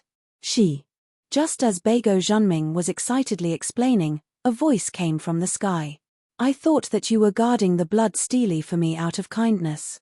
I didn't expect you to be so determined to win and compete with the dead Master Dao Shan. Following the voice, a figure descended and stood in front of Beiguo Zhenming. Ah, Xiao. Daoist Xiao? Beiguo Zhenming was slightly shocked. He looked at Xiao Hua, who was not exactly the same as he was hundreds of years ago. He hurriedly bowed and said, Zhenming greets Daoist Xiao. Please forgive me. No need, no need. How could Xiao Hua let Beiguo Zhenming bow? He hurriedly supported him with a smile and said, You and I are old friends. You are also helping me guard the blood steely. How can I blame you? Kong Jie and Kong Feng did not dare to be negligent. They hurriedly bowed and saluted. However, there was a trace of fear in their eyes. After the two finished saluting, Xiao Hua helped them up and said with a smile, I have already seen the situation of the two of you arresting the 3 Daoist sect cultivators. You two have justice in your hearts. Although the crimes committed by the 3 of them were not within the scope of your duties, you two still pursued them. I am deeply gratified. I will definitely not play favoritism just because they are Daoist sect cultivators. Moreover, in this old man's opinion, such a heartless person should be killed immediately to avoid any more trouble. All right, I will let Daoist Xiao know. Kong Feng said respectfully, we are only constables and do not have the authority to make decisions. This matter can only be handed over to the Yamen for trial before being executed. Forget it, forget it. This is the matter of you Confucian cultivators. I do not care. Xiao Hua waved his hand and said with a smile. Then, he raised his hand and a large hand-light image fell on the blood steely. Shua. The blood stele was easily pulled out by the large hand. Senior, this is. Kong Jie was slightly bewildered and hurriedly asked. Xiao Hua looked at the cracks on the blood stele and the words on it and said, the Daoist sect in the world has already declined. Today, the hidden immortal sect opens. With me, Xiao Hua, in the world, who dares to let their disciples be bullied? After saying that, Xiao Hua looked at Beigo Junming and said with a bit of self-mockery, thinking back, I was really arrogant. I actually wanted to fight against the entire Confucian sect with the strength of a 5th grade origin energy. Today, I am standing at the peak of the 3 continents. Only now do I understand that the strength of our Daoist sect is not something that can be accomplished by one person. Even if I have such ambition, I do not need to erect a blood stele here. The stele that I want to erect should be in the hearts of the cultivators of the 3 continent. Following Xiao Hua's words, the large hand clenched and the blood stele that had been destroyed by countless people and restored by Beigo Junming instantly turned into powder. Seeing the powder of the blood stele floating in the air, Beigo Junming's heart immediately lightened. However, at the same time, there seemed to be a trace of melancholy in his heart. Wait for the 2 of them to return. After Xiao Hua destroyed the blood stele, he said to Kong Feng and Kong Jie, spread this matter to the cultivators of the world. My blood stele has been destroyed, but my heart will not change. If the disciples of the Daoist sect want to rise, they must constantly strive for self-improvement. At this point, Xiao Hua suddenly laughed involuntarily. Kong Feng and Kong Jie were only bailiffs of 2 small countries. How could they have the qualifications to spread the news on his behalf? Moreover, they were Confucian sect cultivators. Thus, he waved his hand and said, you wait, I am thinking too much. Yes, Junior understands. When Kong Feng and Kong Jie heard this, they let out a long breath. Kong Feng smiled and said, Junior will spread the truth of what happened in Seven Suns Temple. Senior, please rest assured. Xiao Hua nodded. After seeing the 2 of them salute, he flew away with Yu Feihu and the other 2. Daoist Xiao. Without waiting for Xiao Hua to speak, Beigo Junming first raised his hand and saluted. This old man thanks Daoist Xiao's magnanimity on behalf of the Confucian sect. No need to be so polite. Xiao Hua said with a smile, Do Shan Jun asked you to guard here. Isn't it because he is afraid that I will bring up old scores? Since I know your intentions, how can I really pursue the matter? Where is the magistrate? Hearing that Xiao Hua immediately guessed that it was Do Shan Jun, Beigo Junming was puzzled and asked curiously, after the Battle of Blackwind Mountain, he resigned from his position as the Academy's magistrate. After that, he hurriedly came back and told this old man about this matter. I have not seen him in the past few hundred years. The magistrate is a hidden expert. Xiao Hua naturally would not tell the truth. He only vaguely said, he has already returned to the place he should return to. Oh, that's good, that's good. Beigo Junming nodded and said with a smile, back then, this old man felt that this person was different, which was why I made an exception and hired him. It seems like this old man's foresight is still not bad. Of course, Xiao Hua echoed, the magistrate is also someone this old man admires. As he spoke, Xiao Hua raised his eyes and looked at the source of the sound of reading not far away. He said thoughtfully, Daoist Beigo, your academy is a little small. How is that an academy? Beigo Junming replied, that's just a school to enlighten young children. At this point, Beigo Junming sighed again and said, back then, this old man fought with Daoist Xiao and was deeply moved. When this old man gave the Imperial Academy's scrolls to Daoist Xiao, this old man also revisited these scrolls. At that time, this old man suddenly realized that the true essence of Confucian cultivation is not to fight, but to help the world and educate people. Governing the world with etiquette and enlightening the souls of people with Confucianism is what this old man should do. Oh! Xiao Hua was a little surprised as he looked at Beigo Junming. Although what he said was not the true 5 Qis unification, with Beigo Junming's strength, it was still a commendable thing to be able to calm down and search for the true essence of Confucian cultivation. Beigo Junming continued, therefore, this old man had the intention to retreat after the war. After the Bronze Pillar country was destroyed, this old man completely lived in seclusion and studied here. After that, This old man also gave out porridge and clothes for a few years. However, when I saw that the child beggars did not have the ability to support themselves and giving out porridge could only treat the symptoms, I opened a school to teach the child beggars how to read and write, to learn how to support themselves.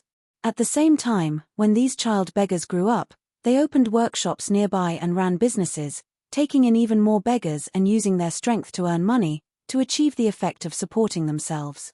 Friends who like this book, please subscribe to it at Chidian, give it a recommendation vote, bookmark it, gift it, and thank you for all forms of support. Chapter 4666. Soon after, Beigua Zhenming recounted everything he had done in the past few years. He didn't mention anything about the Blood Steely's destruction or the Seven Sons Monastery's provocation. Xiao Hua nodded his head inwardly and said, "Fellow immortal Beigua, I really have to look at you in a new light. In the past few hundred years, fellow immortal Beigua has really undergone a complete transformation. There's no need for Daoist to praise me." Beigua Zhenming nodded and said, "I was biased against the Daoist sects before, but after some self-reflection, I feel that the Daoist sects, the Confucian cultivators, and even the Buddhist sects are all cultivation methods of the human race. Although we have different Daos, we can help the world together. Thus, when this old man taught my students, I always instilled such thoughts into them. I even compared the Daoist sect, Confucian sect, and Buddhist sect's thought.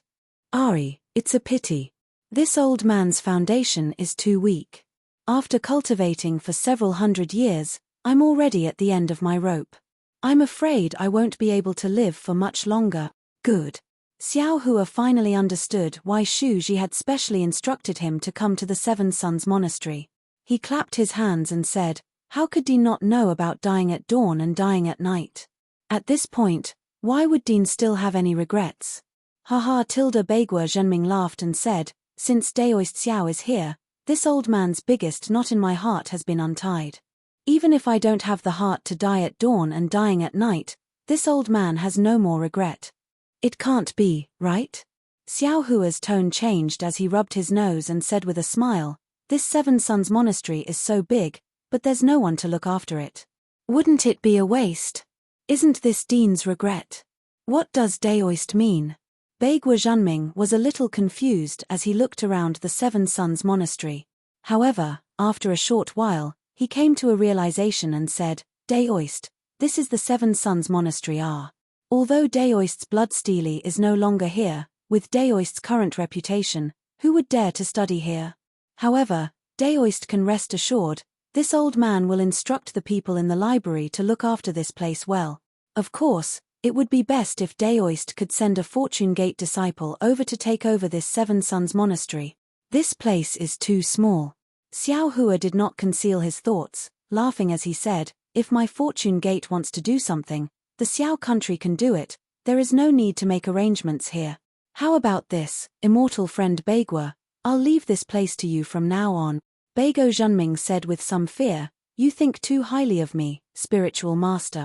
This old man is already old, and I'm afraid my energy is limited." "It's fine."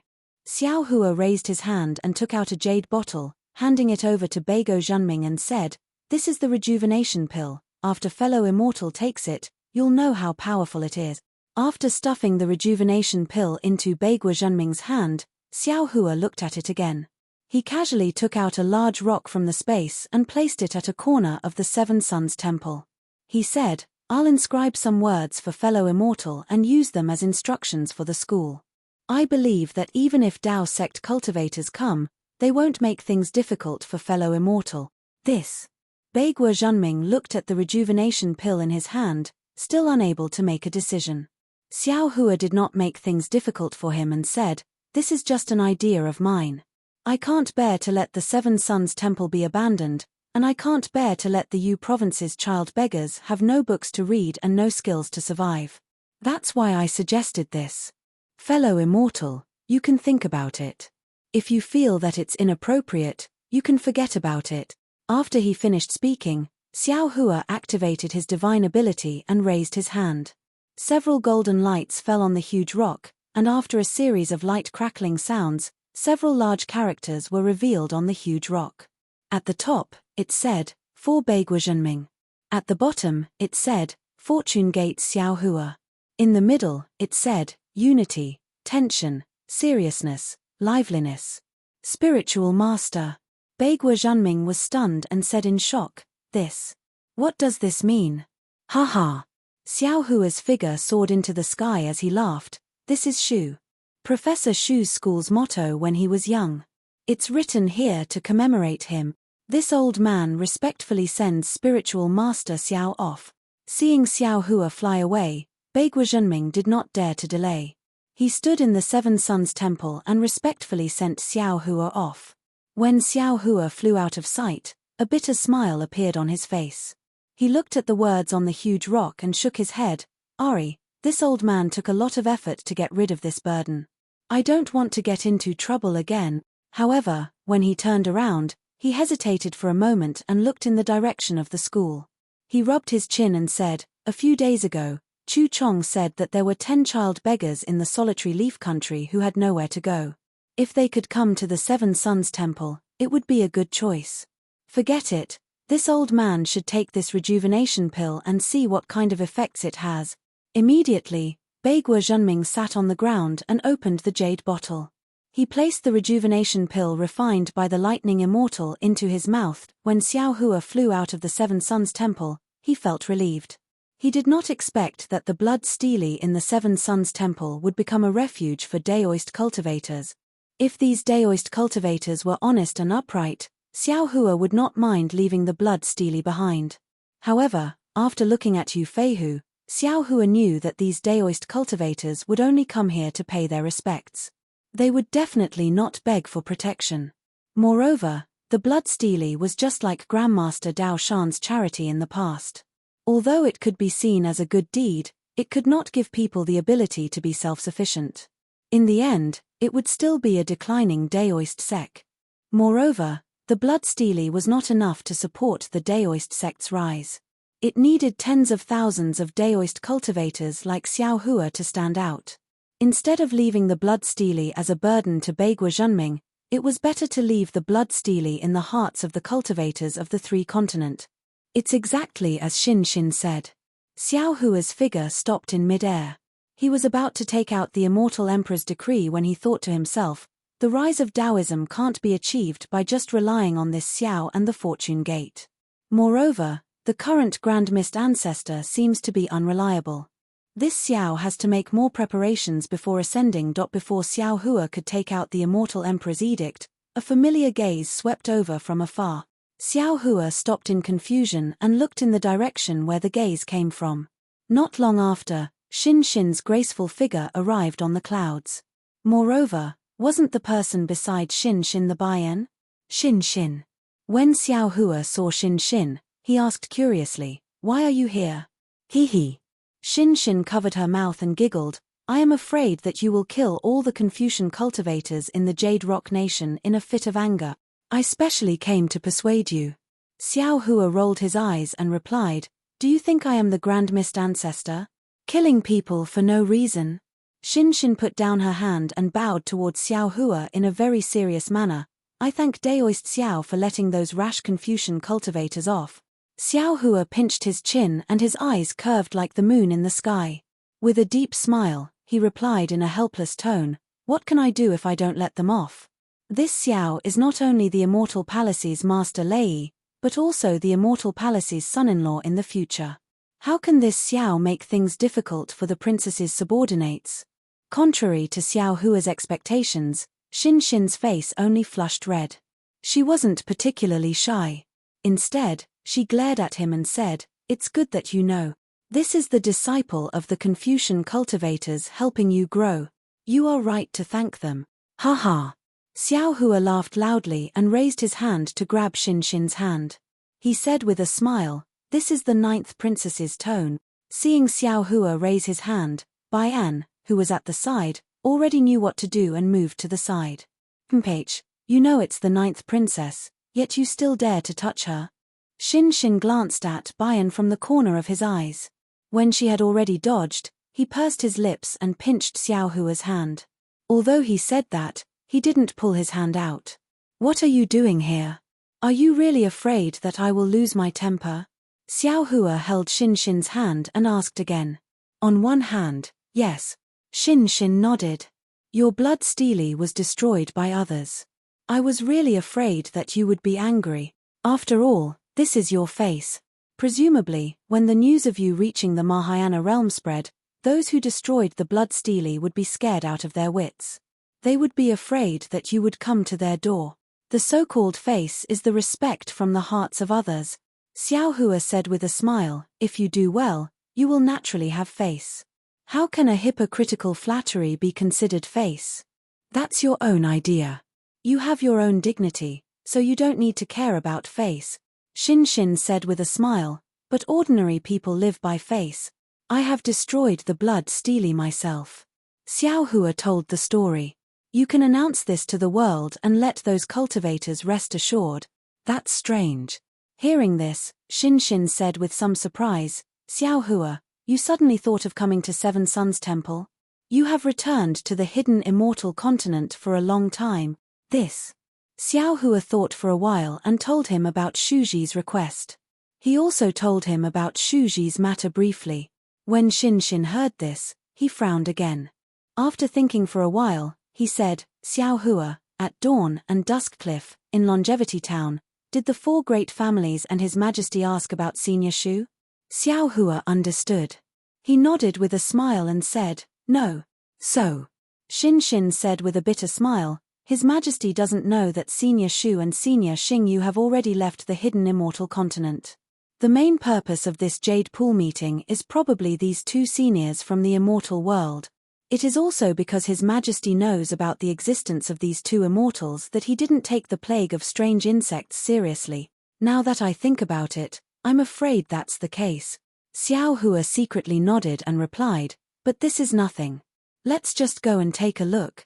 By the way, what else did you come here for? Nothing else. Xin Xin smiled and hugged Xiao Hua's arm. He said, I just want to accompany you to the banquet at Lingyun Side Palace. Chapter 4667. Oh, didn't you say you weren't going? You said something about going against the rules. Why are you thinking about it now? Xiao Hua was very surprised, but after a moment, he slapped his forehead and said, I understand, I'm afraid Empress Dowager missed you and issued an imperial decree. Hehe, Xiao Hua is indeed smart. Xin Xin's other white finger tapped Xiao Hua's forehead and laughed. That's great. Xiao Hua said with a smile, with you accompanying me, I won't be afraid of getting lost. That's true. Hearing this, Xin Xin also looked at Xiao Hua strangely. I've never seen a supreme being cultivator who could lose himself. You didn't before, but you do now. Xiao Hua replied with a smile, then turned around and asked Bayan, Bayan, when did you return? Xiao Hua's question was extremely meaningless. Rather than saying it was a question, it was better to say it was to cover up the awkwardness of him and Xin Xin being spied on by others. Bayan naturally didn't dare to be negligent. He hurriedly flew over and said, reporting to Sect Master, Disciple just returned and was kowtowing to Her Highness when Empress Dowager issued an imperial decree. Disciple originally didn't want to come, but Her Highness said Disciple had meritorious service, and Empress Dowager's imperial decree also mentioned Disciple, allowing Disciple to follow to Lingyun Side Palace. All right, then come with us. Xiao Hua smiled and nodded. Then, the two sweetly urged their figures and rushed into the 9 heavens. Bayan followed closely behind, flying towards the earthfire wind lightning. After flying for half an hour, astral winds appeared high in the sky. Xin Xin stopped and pulled her arm out of Xiao Hua's and said with a smile, Xiao Hua, Lingyun Side Palace isn't within the Immortal Palace. I don't know where His Majesty has placed it, so I can only open His Majesty's Imperial Decree and Empress Dowager's Imperial Decree and let the patrol envoy lead the way. Oh, Lingyun Side Palace isn't within the Immortal Palace? Xiao Hua asked curiously, then why did His Majesty dare to invite the 4 great clans again? Xin Xin explained, the Immortal Palace and hidden Immortal Continent's time is different. A day in the Immortal Palace hides an immortal for a year. If His Majesty is in charge of the affairs in Lingyun Side Palace, how can he command the Immortal Palace troops to resist the strange insects? Of course, if it was an emergency, His Majesty had other ways to deal with it. However, There was no need to be so anxious this time. His Majesty might have used the celestial imperial artifact of the heavenly court to set up the Lingyun side palace outside the immortal palace. As long as the immortal imperial equipment is not too far away from the immortal palace, His Majesty's golden throne can still be activated. So that's how it is. Xiao Hua nodded. The immortal palace really has a lot of secret. If you hadn't told me, I really wouldn't have known. Your fortune gate has a lot of secrets. The corners of Shin's mouth curled up, and she said with a smile, I've heard that there are stories about the 10 elders of the sect. I've been counting them, but I still don't know who they are. Do you want to know? Xiao Hua rolled his eyes and said eloquently, if you want to know, just say it. If you don't say it, how would I know you want to know? Although you look at me with sincerity, you still have to tell me what you want to know. Do you really want to know? Then let me tell you. Do you really want to know? Don't tell me you really want to know. Shin was stunned when she heard this, and then she laughed until she swayed back and forth. When tears came out of her eyes, she only said one word, no. Beside her, Bayan also laughed when she heard this, but she didn't dare to be rude like Shin. She covered her mouth and stomach, holding it in really hard. All right, since you don't want to know, then I don't need to tell you. Xiao Hua shrugged, and replied somewhat innocently, you said you don't want to know, it's not that I don't want to tell you. Xiaolang, do you need to eat a spirit fruit to moisten your throat? As Shin said this, she also pretended to take out a red spirit fruit from her Chenkuan bag and handed it to Xiao Hua. That. Xiao Hua didn't look at the spirit fruit, but looked at Shin's red lips. He swallowed his saliva and said in a low voice, I should moisten my throat. Mph, don't you dare. Shin curled her lips and said, don't even think about it now. As she said this, Shin stuffed the spirit fruit into Xiao Hua's mouth, and without waiting for Xiao Hua to do anything, she raised her hand, and a ball of multicolored light appeared from her hand. Within the multicolored light, a brocade that was several feet in size appeared. This brocade was gold in color, and a lifelike phoenix was embroidered on it. Around the phoenix were many armor inscriptions, and these armor inscriptions were like 100 birds flying around the phoenix. A moment later, a faintly discernible cry sounded from the brocade, and the phoenix flapped its wings and flew out from the multicolored light. Boom boom boom. Hundreds of vast chi pillars appeared from the void and fell into the phoenix's illusory figure. Although the vast chi pillars were only the size of a thumb, in a few breaths, the phoenix grew to about 100 feet in size. As the phoenix spread its wings, the illusory figure crashed into the earth, fire, wind, and lightning and disappear. Interesting. Xiao Hua faintly smiled and also took out a golden brocade from his bosom. This brocade's luster and multicolored light was no different from a new one. However, a dragon shape rushed out from it. This dragon shape was different from a real dragon. There were no dragon scales on its body, only an extremely large amount of inscriptions flowing within the dragon shape. Moreover, around the dragon shape, there were also images of hundreds of beasts prostrating themselves on the ground and worshipping it. Roar! The dragon shape roared several times, and crashed into the earth, fire, wind, and lightning. Unlike the phoenix, after the dragon shape passed, the earth, fire, wind, and lightning didn't close. Instead, a colorful passage that looked like a dragon pattern appeared, and a whistling wind blew out from this passage. Darling Xiao. Seeing the passage appear, Shin hurriedly whispered, where are the Thunder Immortal and the Celestial Being? If possible, please ask them to show themselves first, and wait until we reach the Lingyun side palace to let them come out. It's not very polite. Moreover, it's not very respectful to them. You're right, we should do that. Xiao Hua nodded in agreement, and took out the Kunlun mirror. Under the light, Thunder Immortal and the Celestial Being flew out, and after greeting Shin, they stood in mid-air. Oh right. Thunder Immortal looked at Shin and asked, Princess Shin, I have a question to ask. Immortal, please ask. Shin hurriedly asked. Is the Jade Pool in the Lingyun side palace? Thunder Immortal asked, I know that we are going to the Lingyun side palace, but I didn't know that we have to participate in the Jade Pool gathering, so I ask. Oh, it's like this. Shin smiled and explained, the Jade Pool is different from the Jade Mountain.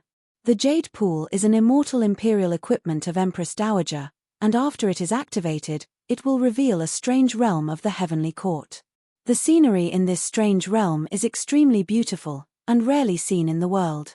Therefore, if there is an important banquet that requires Empress Dowager to appear, Empress Dowager will use the Jade Pool to entertain guests. As time passed, it became known as the Jade Pool Gathering. His Majesty is currently in the Lingyun Side Palace, so as long as Empress Dowager shows the Jade Pool in the Lingyun Side Palace, wouldn't it be the Jade Pool Gathering? Oh, I see. The Celestial being curled his lips and shouted, "Isn't this the so-called inviting the monarch into a trap?" His Majesty and Empress Dowager are the leaders of Confucian cultivators, so they definitely wouldn't do this. Xin pursed her lips and smiled. In just a few minutes, the sound of gongs and drums came from the passageway, and then a group of immortal soldiers and immortal generals flew out from the passageway. After flying out, they didn't go forward, but lined up in front of the passageway, and the one who flew out behind them was actually Tai Bai Jinxing.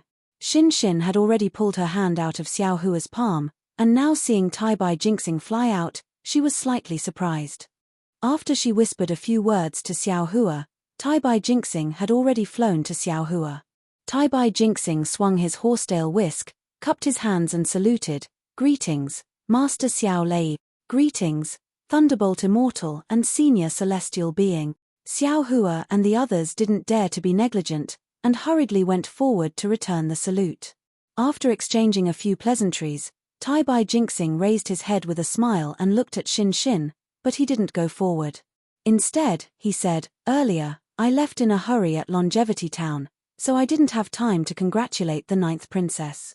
Today, I have the important task of welcoming Master Xiao Lei, so it's inconvenient for me to greet you. When the 9th princess's big day comes, I'll prepare a big gift to congratulate the 9th princess." "Lord Tai Bai Jinxing, you're too polite." Xin replied with a smile, "You're an important minister of the Immortal Palace, so there's no need for formalities. When the time comes, you'll just have to be there to congratulate me." Boom boom. While the two were talking, the earth, fire, wind, and thunder palace to their left let out another roaring sound. A cloud flew down like a waterfall, and a flying phoenix palanquin surrounded by dozens of women in palace attire flew out from the cloud. Seeing the flying phoenix palanquin appear, Xin and Bayan's eyes were filled with surprise, and they looked at each other. "Greetings, 9th princess." The dozens of women flew in front of Xin, and all of them knelt on the cloud, and said in unison. Xin waved her hand, and said indifferently, "You may rise." "Yes, Your Highness." The group of women stood up, and shouted again, "Your Highness, please get on the palanquin." "All right." Xin nodded thoughtfully, and then said to Xiao Hua, "I'll take my leave first. See you at the Lingyun Side Palace. Farewell, 9th princess." Xiao Hua said with a smile, and cupped his hands. You may rise." Xin covered her mouth and smiled, and her figure landed on the flying phoenix palanquin. Bayan also hurriedly flew to the side of the flying phoenix palanquin. A group of palace maids lifted the palanquin, and the cloud under their feet flew backward into the earth, fire, wind, and thunder palace. The immortal soldiers and immortal generals at the side also bowed, and there was no lack of etiquette. After Xin and the others disappeared into the earth, fire, wind, and thunder palace, Tai Bai Jinxing said with a smile, "Master Xiao Lei, please don't blame us. This is the etiquette of our Confucian cultivators. With the 9th princess here, we need to send her back to the palace first. Don't blame us, don't blame us." Xiao Hua saw that Xin was valued by the immortal palace, so how could he blame her, and replied with a wave of his hand. After waiting for a while, Tai Bai Jinxing waved his horsetail whisk, and shouted, "Bring the immortal palace's heavenly horses over." "Yes, my lord." The group of immortal soldiers replied, and brought over 3 heavenly horses from not far away. The heavenly horses were more than 100 feet long, and their bodies emitted a milky white brilliance. Within the brilliance, countless strands of noble qi condensed into the shape of strips and danced like little snakes. Under the heavenly horses, lily-like clouds quietly bloomed as the horses' hooves landed. When the 3 heavenly horses flew in front of Xiao Hua and the others, Tai Bai Jinxing raised his hand with a smile, and said, Master Xiao Lei, Thunder Immortal, Immortal Friend Heavenly Man, please. Thank you, Immortal Friend. Xiao Hua knew that this was the Immortal Palace's etiquette, and no longer modestly declined. He raised his hand to signal, and floated onto a heavenly horse. Soon after, Thunder Immortal and Heavenly Man also each landed on a heavenly horse. Return to the Lingyun Side Palace. Tai Bai Jinxing stepped on a cloud, and flew to the side of Xiao Hua and the others, and ordered. Yes, my lord. Following the group of immortal soldiers and immortal generals' reply, everyone urged their figures to enter the passage. When the last immortal soldier's figure disappeared, the entire passage slowly shrunk, and disappeared in a moment. The passage with dragon patterns seemed to be very long. Xiao Hua rode on the heavenly horse, and looked at the layers of earth, fire, wind, and lightning rushing behind him like flowing water, and couldn't help but be somewhat stunned. After a full meal's worth of time, layers of multicolored light appeared in front of the passage, and it was obvious that they had already reached the end. Xiao Hua looked at Tai Bai Jinxing, and said in a low voice, Immortal Friend, previously when I took out His Majesty's Imperial Edict, it seemed that in less than half a cup of tea's time, Immortal Friend appeared. Could it be that Immortal Friend didn't come from the Lingyun Side Palace? Tai Bai Jinxing said with a smile, Of course. Master Xiao Hua is the distinguished guest of this Jade Pool meeting. This old man has already been waiting in the nearby earth, fire, wind, and lightning. Ari, I'll have to trouble you, Immortal Friend. Xiao Hua somewhat bitterly smiled, and cupped his hands. It's nothing. This old man's mission this time is to invite Master Xiao Hua to the Lingyun Side Palace. Waiting for a moment is really nothing.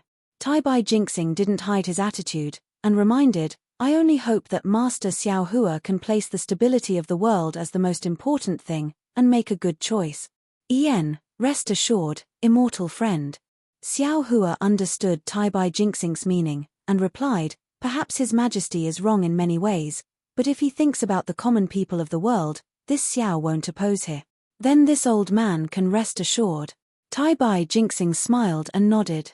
As the heavenly horse flew out of the passage, Xiao Hua's eyes unconsciously lit up.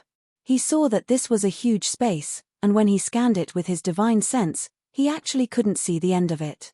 The entire space was surrounded by a starry sky, and in the center of the space, there was a huge palace towering majestically. At this moment, the style of this palace wasn't very clear, and Xiao Hua could only see that around the palace, there were millions of vast chi pillars rushing in from the starry sky, entering the space. When these vast chi neared the palace, they turned into multicolored clouds, and these clouds condensed together, and like a huge dragon, they rushed into the palace with a roar. That huge palace emitted a glaring brilliance, illuminating the entire space. Along with the brilliance filling the entire space, there was also a mighty and surging aura. Everyone who entered the space couldn't help but have a kind of longing in their heart, and even a kind of desire to worship. His Majesty is really generous. Xiao Hua looked at the palace, then retracted his gaze, and said to Tai Bai Jinxing. Tai Bai Jinxing slightly smiled, and replied, This Jade Pool meeting is the gathering of the supreme experts of the 3 continents.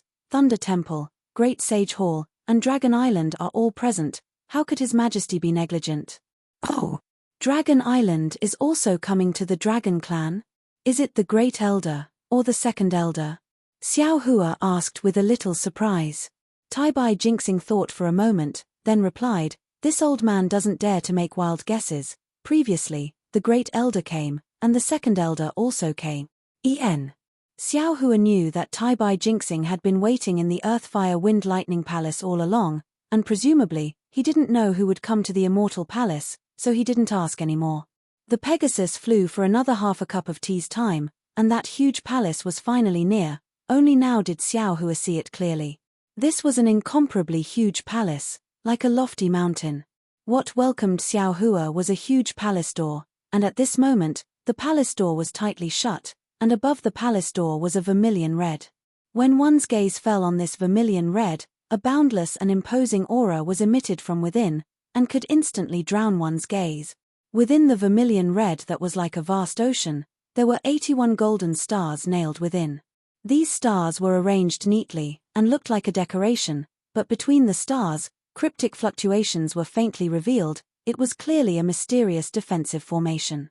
Above the door of the palace, there was another 9-colored ray of light. Above the ray of light, there were several flamboyant words, Lingyun Side Palace. Waves of human race's destiny turned into dragons and phoenixes, wantonly swimming around these 4 large words. Xiao Hua's gaze moved away from the palace door, and landed on the immortal soldiers and generals standing neatly outside the palace door.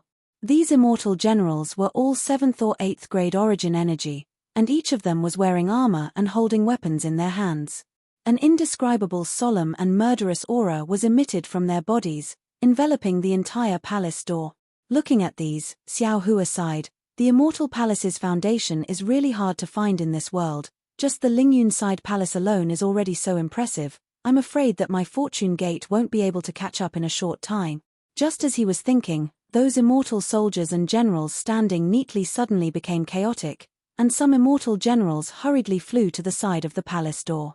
When Xiao Hua's divine sense swept over, he immediately showed a kind of surprise, and he looked at Tai Bai Jinxing with some confusion, while Tai Bai Jinxing's brows were tightly knitted, and he also looked in that direction.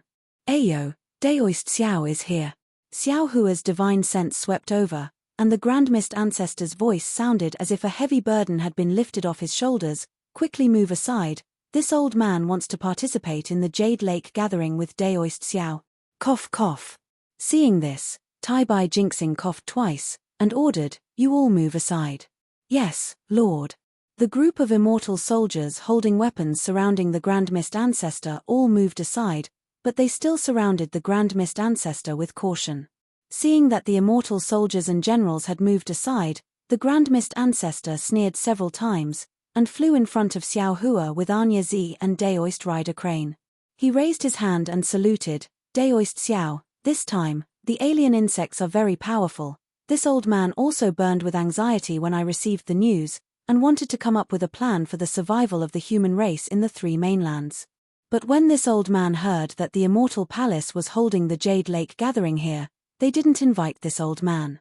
Although this old man's sky-bearing palace has just been built, it is still a part of the Dao Gate's strength, so this old man chased here, wanting to work together with Daoist Xiao for the sake of the Dao Gate.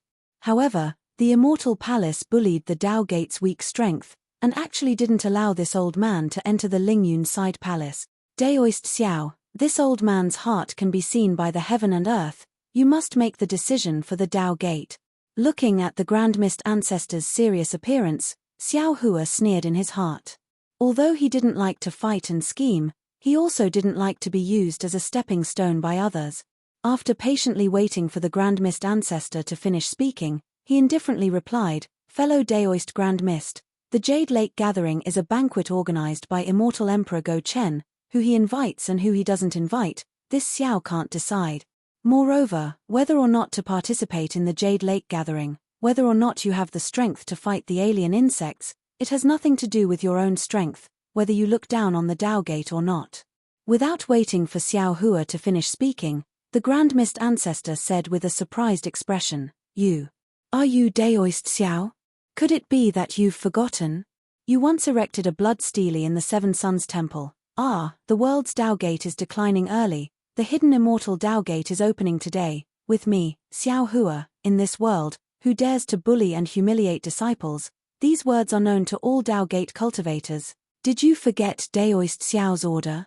Hearing these words, Xiao Hua's expression became even colder. He indifferently replied, this Xiao naturally remembers the words that this Xiao said. However, this Xiao has already destroyed the blood stele. This Xiao Hua wants to carve these words into the hearts of every cultivator. You! The Grand Mist Ancestor was truly shocked. He didn't expect Xiao Hua to actually destroy the blood stele. He was speechless for a moment. At this time, Xiao Hua opened his mouth again. However, since you said that you're a Dao Gate cultivator, this Xiao will ask for you. Finished speaking, Xiao Hua turned his head and asked Tai Bai Jinxing, Fellow Daoist, I wonder if His Majesty has any special criteria for inviting people. After all, fellow Daoist Grandmist is also a member of our Dao Gate. He's willing to cooperate with the Immortal Palace to fight against the strange insects. His Majesty shouldn't reject him, right? Tai Bai Jinxing was slightly stunned, Then, as if he thought of something, a smile appeared on his face. He said, "Master Xiao Lei, His Majesty invited Empress to hold the Jade Pool meeting in the Lingyun Side Hall this time. It's naturally different from before. Because this time, the main focus is to fight against the strange insects, the divine ability of an ordinary cultivator. In front of the billions of strange insects, is already insignificant. Therefore, this old servant heard from His Majesty that the people invited by His Majesty not only have to be the top experts of the 3 continents, but also supreme experts. In other words, the supreme experts of various sect. The so-called supremacy of a supreme being referred to an expert who was respected by the masses. In other words, the experts of the top forces in the 3 continents and 4 seas. As for the various sects, naturally, they are the Confucian cultivators, Buddhist sect, Tao Gate, Demon race, and Dragon race. At this point, Tai Bai Jinxing's gaze swept over the Emperor's robe on Grand Mist Ancestor's body, then landed on Grand Mist Ancestor's face, and he said with a smile, "The elders of the Dragon Island control the Dragon Island, and even the Dragon Palaces of the 3 seas have to listen to their orders. They are qualified to participate in this Jade Pool meeting. The Thunder Temple's 3 Buddhist lords control the past, present, and future of the Buddhist sect, and the billions of Buddhist disciples in the Pure Land world listen to them. They are qualified to participate in this Jade Pool meeting. The Great Sage Temple's 7 great sages control the 1,000 demons' holy realm and millions of demon holy realm. No demon dares to disobey their orders. They are qualified to participate in this Jade Pool meeting.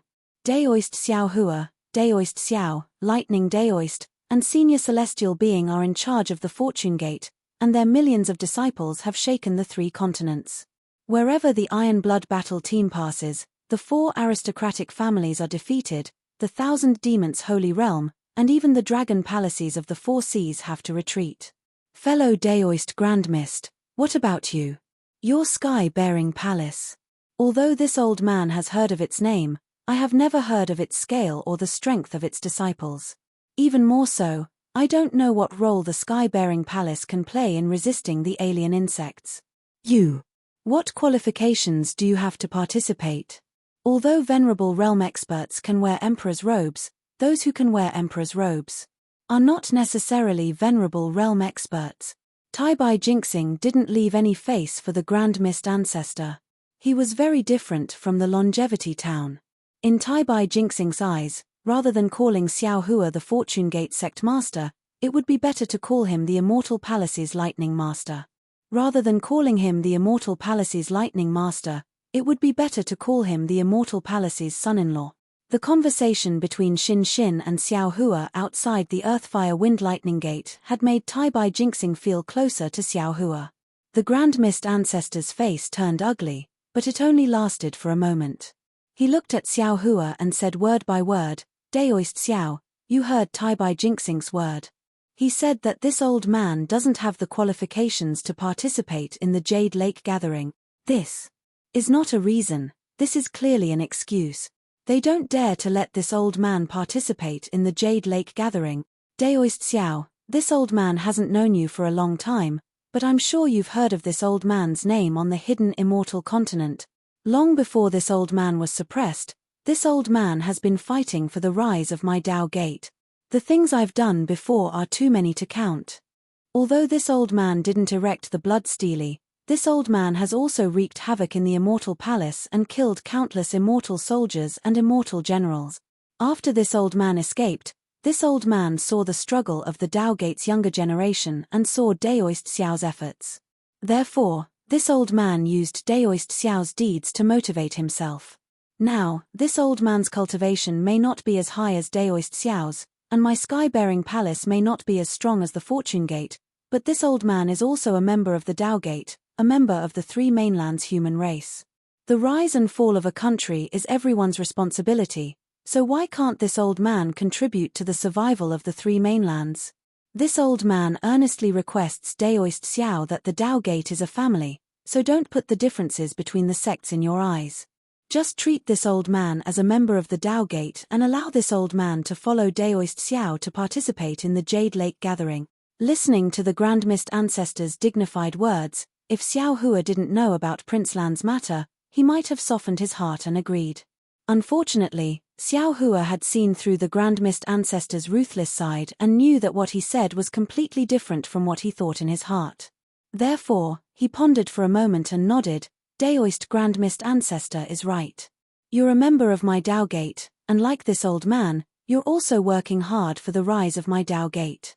This Jade Lake gathering is very important to my Dao Gate, so this old man must abandon all prejudices and scruples, and be honest with Daoist Grand Mist Ancestor and participate in the Jade Lake gathering with Daoist Grand Mist Ancestor. Good. The Grand Mist Ancestor clapped his hands and said, Daoist Xiao is right. You and I are both members of the Dao Gate, so how can we separate ourselves? Good. Xiao Hua clapped his hands and said, since Daoist Grand Mist Ancestor agrees with this old man, then, Daoist Grand Mist Ancestor, please tell this old man where the Skybearing Hall is, how many disciples there are in the Skybearing Hall, and how many experts like Daoist Rider Crane and Anyezi there are. Don't worry, this old man will definitely not tell a single word to the Immortal Palace. Ah!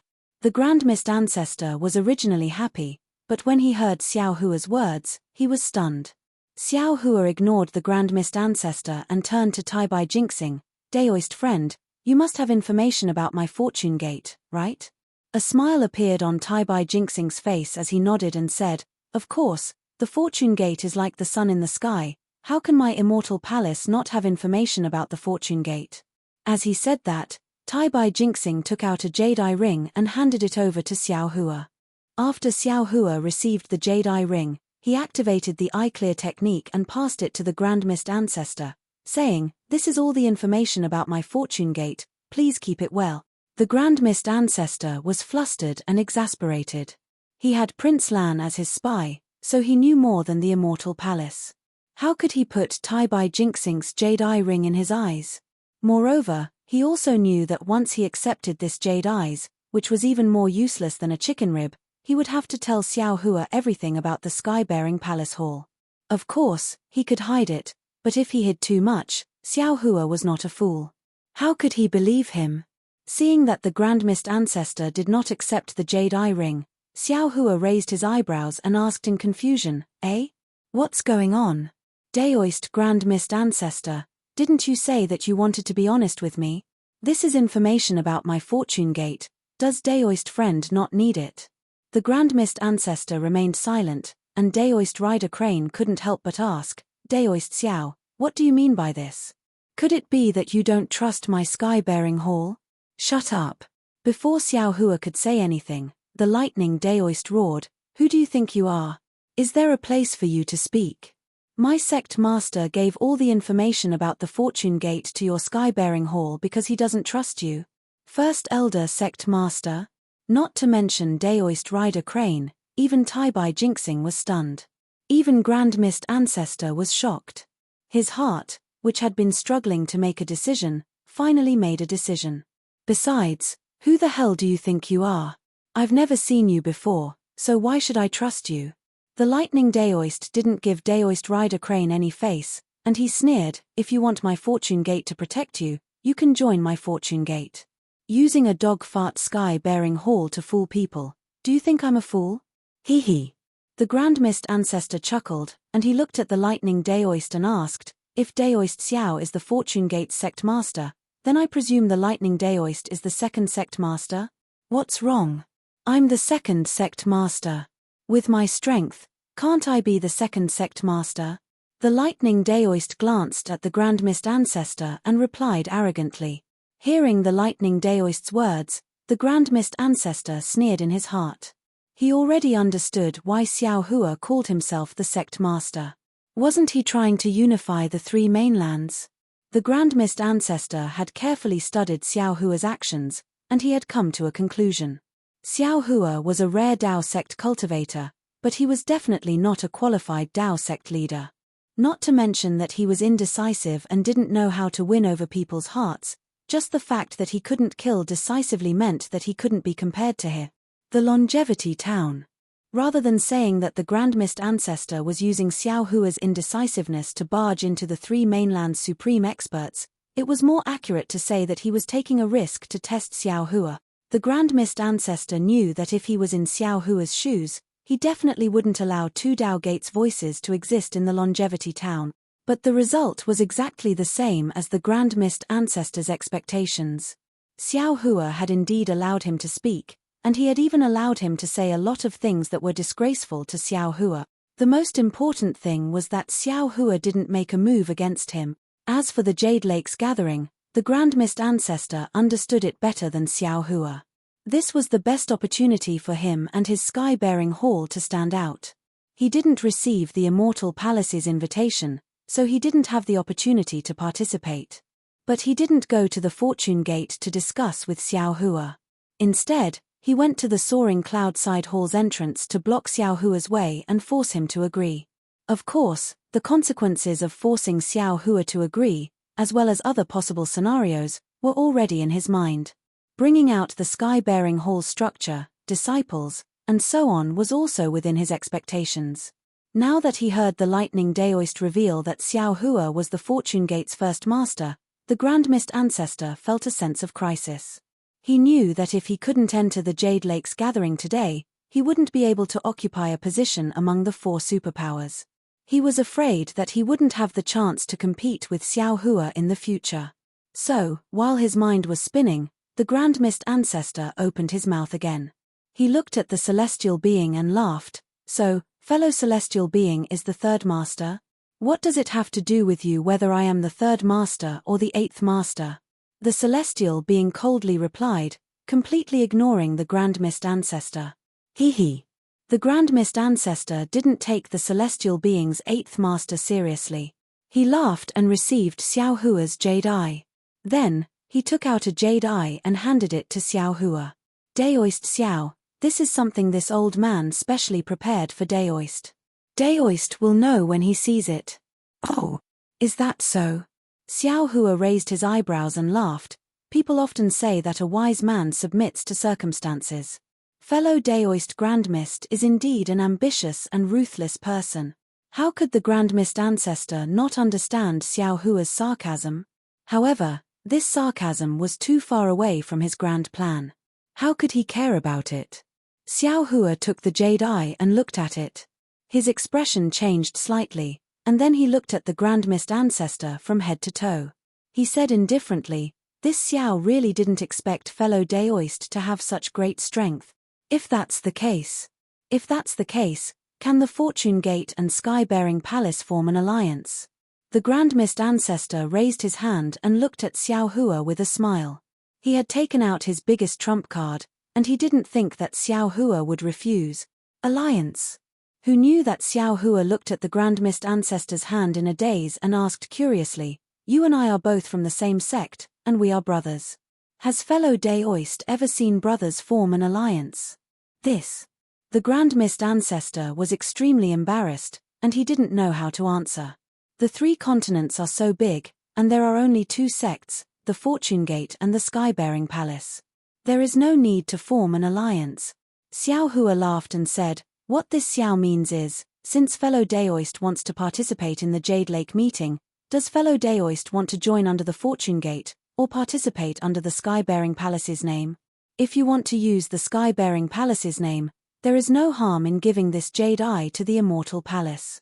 Various forces are needed to resist the alien insects, and I think the Immortal Emperor will definitely want the Sky-bearing Palace to become a force and ally with the Immortal Palace to resist the foreign enemy. Fuck, who said that this Xiao Hua is too honest and doesn't know how to be flexible? The Grand Mist Ancestor gritted his teeth so hard that his teeth were about to shatter. This bastard just looked at the jade pupils, and threw his words to the side. He even wants to pull this old man's sky-bearing hall to his Fortune Gate. His appetite is really big. Isn't he afraid of dying from overeating? This old man won't let you have your way. This old man would rather ally with the Immortal Palace than to join the Fortune Gate. At this time, the Grand Mist Ancestor seemed to have forgotten that he was the one who said to Xiao Hua that all the sects under the heavens were one family. Of course, the Grand Mist Ancestor couldn't reveal his thoughts. After pondering for a while, he said in a dignified tone, Daoist Xiao is right. The Fortune Gate already has 3 masters, and even if this old man goes to the Fortune Gate, this old man won't be able to help much. This old man's sky-bearing palace should participate in the Jade Lake meeting as an independent sec. Since fellow Daoist has made a decision, then it's easy to handle. Xiao Hua smiled faintly when he saw the Grand Mist Ancestor's hand reaching into his chest as if he was about to take out another jade eye. Xiao Hua raised his hand and passed the jade eye to Tai Bai Jinxing as he said, "It's not good for this Xiao to take out the sky-bearing palace's jade eye again. Why don't you pass it to the immortal palace?" Seeing that Xiao Hua had casually tossed the jade eye pearl to Tai Bai Jinxing as if he was tossing a blade of grass, the Grand Mist Ancestor felt even more embarrassed and angry. His hand, which was in his bosom, froze in place, feeling extremely awkward. He looked at Tai Bai Jinxing again and took the jade eye. His clear eyes swept over it, and he exclaimed, "What a big sky-bearing palace are." This old man really didn't expect that fellow Daoist Grandmist would be so generous under the eyes of my immortal palace. This old man has really learned a lot. Hearing Tai Bai Jinxing's exaggerated tone, how could the Grand Mist Ancestor not know that there was a hidden meaning in his words? Who knew if there would be another but in a while? Thus, the Grand Mist Ancestor decided to endure hardships and wait for Tai Bai Jinxing's humiliation. Sure enough, Tai Bai Jinxing changed the topic and cupped his hands apologetically, "But this matter is of great importance. This old man has no authority to make a decision. I must ask for the Immortal Emperor's decree. If fellow Daoist Grandmist is willing, can you wait here for a while?" Of course, of course. Since it had come to this, how could the Grand Mist Ancestor say no? A smile appeared on his face as he cupped his hands and said, "I'll have to trouble fellow Daoist with this matter. No problem." Tai Bai Jinxing placed the jade eye into his sleeve and said respectfully to Xiao Hua, "Daoist Xiao, please." Xiao Hua nodded and urged the Pegasus to fly towards the entrance of the Lingyun side hall. Before the Pegasus landed on the stairs, a thunderous sound came from the Lingyun side hall. Boom, boom, boom. 81 streaks of 5-colored clouds rushed out from the entrance of the Lingyun side hall and turned into 81 dragons dancing in the sky. Golden light flashed as the vermilion door slowly opened. A solemn aura that seemed to split heaven and earth gushed out from the door. A loud voice resounded in the entire space, "Fortune Gate's first master Xiao Hua, Daoist Xiao Hua, Fortune Gate's second master Lightning Daoist, Fortune Gate's third master Heavenly Being has arrived. Haha, Dragon Master Xiao, when I heard that you were coming to the Immortal Palace, this old man had been waiting for you for a long time. I didn't expect you to be so patient, insisting on waiting for the Jade Lake meeting to start before coming." Just as the welcoming voice fell, another loud voice resounded in the music. Following this voice, a huge dragon that could break through the entrance of the Lingyun side hall appeared. Wasn't this the Dragon Island's second elder, Ao Yi? Chapter 4668. Damn it, damn it, damn it. Tai Bai Jinxing wasn't the only one who was surprised. Even the Grand Mist Ancestor's eyes flashed with extreme jealousy. He cursed in his heart, how can an invited guest rush to greet someone before the Immortal Emperor? If the Dragon Island didn't value Xiao Hua, why would the second elder of the Dragon Island personally appear? Haha, greetings, Dragon Master Xiao. A golden light flashed behind Ao Yi as the golden-winged Peng flew out and laughed. There was another giant dragon beside him. Wasn't that the profound armored pentahorned dragon? Even though the pentahorned dragon had a trace of disdain on his face, he didn't hesitate and said, "The famous Dragon Master Xiao is actually like this. This saint has long heard about it, but after seeing it today, I'm still in awe of Dragon Master's temperament. Damn it, isn't it just the West Sea Dragon Palace?" Xiao Hua wasn't surprised when the golden-winged Peng came out. However, when he saw Ao Yi and the pentahorned dragon, he immediately understood that Jiang Hong's killing of the West Sea had attracted the attention of the Dragon Island. As expected, the Dragon King of the Eastern Sea, Ao Qian, appeared behind the profound armored pentahorned dragon. However, Ao Qian bowed and said, "Greetings, Dragon Master Xiao. I didn't know that the Buddha of Xuanji Mausoleum was actually your nephew. I apologize for my lack of manners." After Ao Feng obtained the scriptures from the Nirvana Paradise, he mentioned to me many times how the Buddha of Xuanji Mausoleum had taken care of him along the way. Haha, This humble Daoist greets fellow immortals. Xiao Hua naturally couldn't greet them when others were so courteous. He hurriedly flew down from the Pegasus and stood in front of the soaring cloud-side hall's door before bowing to return the greeting. Xiao Hua didn't activate his transcendence golden body, which was the figure of an ordinary human. He stood there respectfully, but the second elder of the Dragon Island, the two great sages of the Great Sage Hall, and the East Sea Dragon Palace Lord didn't dare to disrespect him. The four demons hurriedly used their techniques and transformed into human form. They smiled and said, "Dragon Master Xiao, you're too polite." "Haha, Master Xiao Lei." Right after Xiao Hua finished greeting the dragons and demons, Immortal Emperor Go Chen didn't miss the opportunity to appear. He smiled and said, after hearing Master Xiao Lei's name, the second elder of Dragon Island was even more anxious than me. He actually came to greet you before me. I really don't know who the real host is. Your Majesty is wrong. When Xiao Hua saw that Immortal Emperor Gaochen had personally come out, he understood that Immortal Emperor Gaochen was attracted by the title of Fortune Gate's third master. Therefore, he smiled and bowed respectfully. This humble servant is a human, and is also the lightning master of the Immortal Palace. This humble servant can be considered half a host, so. At this point, Xiao Hua's heart skipped a beat. He realized that his words were ambiguous and wanted to think of an explanation. After Immortal Emperor Go Chen, Dongfang Qianghao also smiled and said, Master Xiao Lei is also wrong. If we're talking about half a host, this old man can barely be considered half a host. You can only be considered half a host. Hee. Xiao Hua was secretly happy. Dongfang Qianghao's words made Immortal Emperor Go Chen even more sleepless, so he didn't say anything else. He just casually replied, That's right, that's right. This Xiao has always been afraid of making a fool of himself in this kind of situation. I only said one sentence and immortal friend Dongfang exposed me. Dongfang Qianghao smiled and said, That's even better. At the Jade Lake banquet, Empress Dowager Celestial Palace's immortal peaches and immortal palace's wine are plentiful. Master Xiao can punish himself. Troublesome are troublesome. Xiao Hua patted his forehead in distress. This Xiao is most afraid of wine. Haha, if you want to enter the school of the Emperor Star, how can you not have a good alcohol tolerance? The golden-winged Great Peng laughed and said, Come, let's have a drinking competition with this sage. The group of venerable realm experts laughed and invited Immortal Emperor Go Chen to go first. Xiao Hua, Thunderbolt Immortal, and the heavenly being stood in the middle. The Dragon Island's second elder and the others followed behind and entered the Lingyun side hall. Tai Bai Jinxing looked at the Grand Mist Ancestor in the distance and sneered. He naturally didn't dare to enter the Lingyun side hall through the main door. After the main door was closed, he flew through the side door. As for when he could deliver the Grand Mist Ancestor's Jade Eye and report the Grand Mist Ancestor's intention, it depended on his mood. Damn it. The Grand Mist Ancestor naturally saw all of this, and his anger was unprecedentedly strong. In his heart, he knew that the other forces might not put the Fortune Gate in their eyes. However, the three continents and the four seas needed a force that could benefit from both sides to keep each other in check.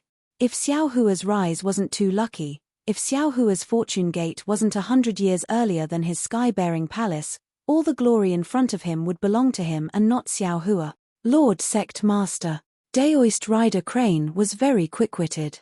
Seeing the Grand Mist Ancestor's uncertain expression, he hurriedly whispered, according to this subordinate's knowledge, no matter how many times the Jade Lake gathering has been held, it seems. There has never been such a reception.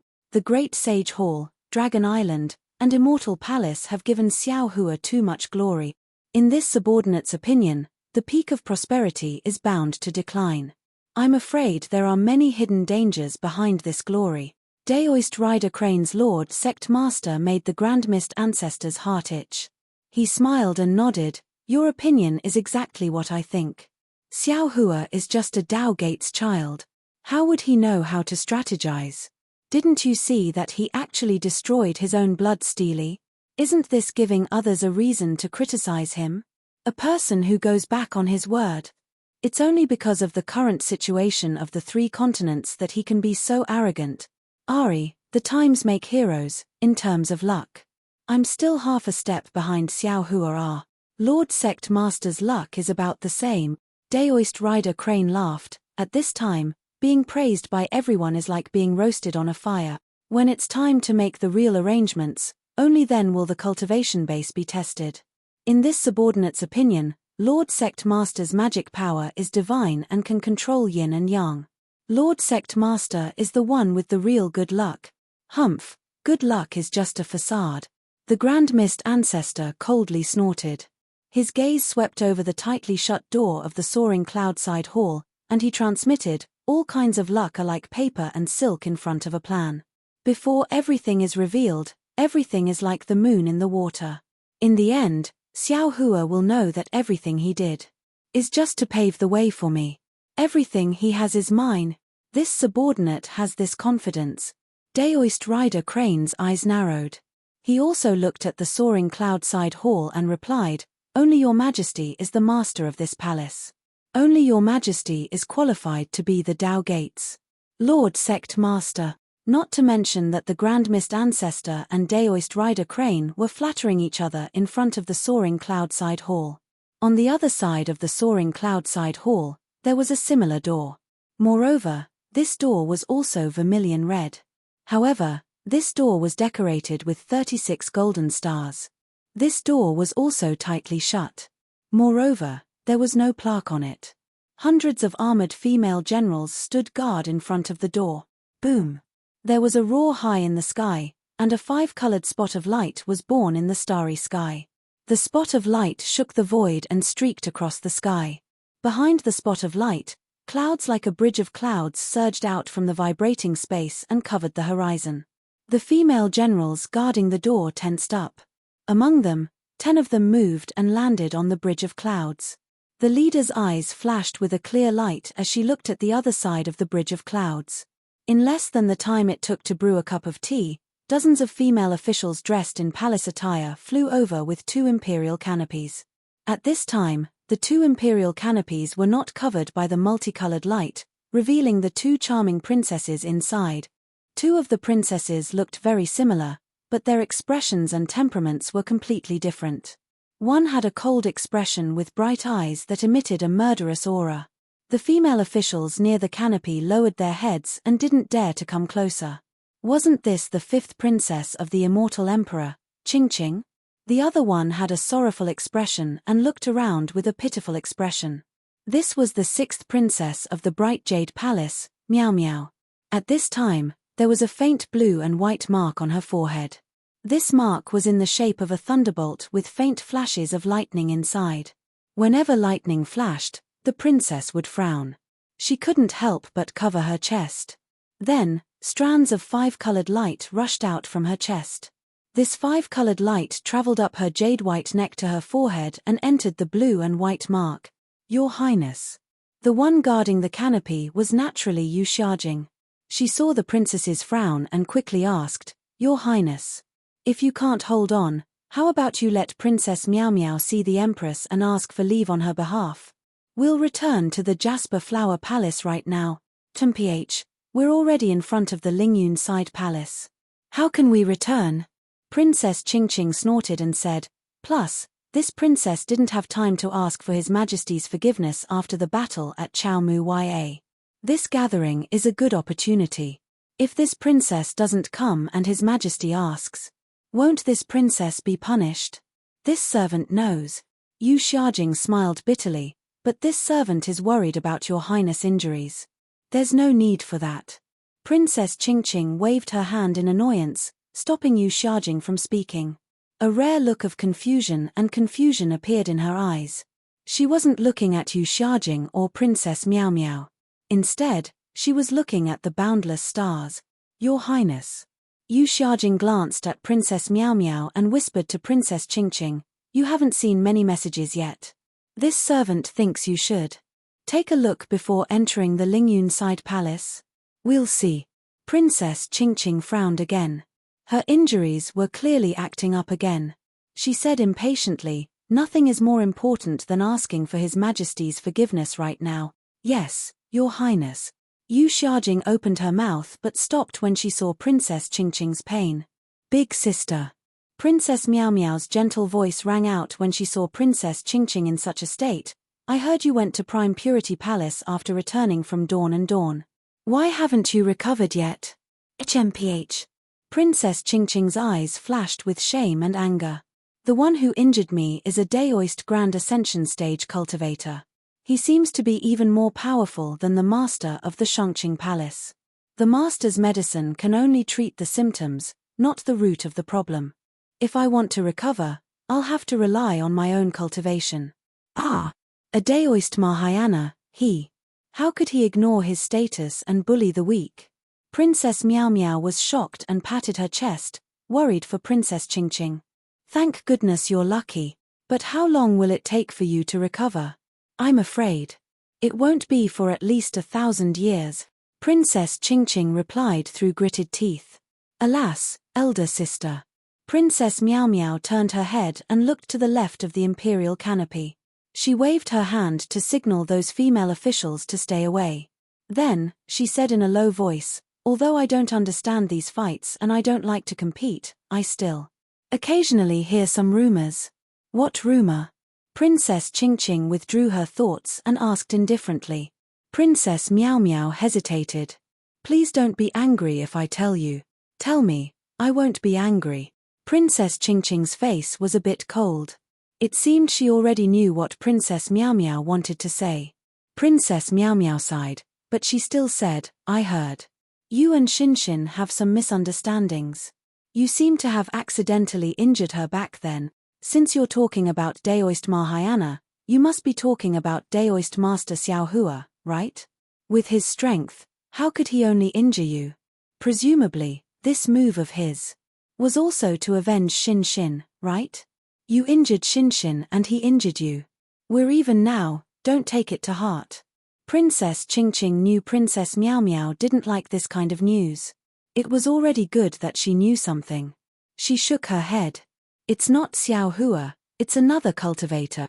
Another cultivator? Could it be the Grand Mist Ancestor? Princess Miao Miao was shocked. The Grand Mist Ancestor's cultivation is nothing. He's not even worthy of carrying his shoes, Princess Qingqing said casually, but there was a hint of arrogance in her words.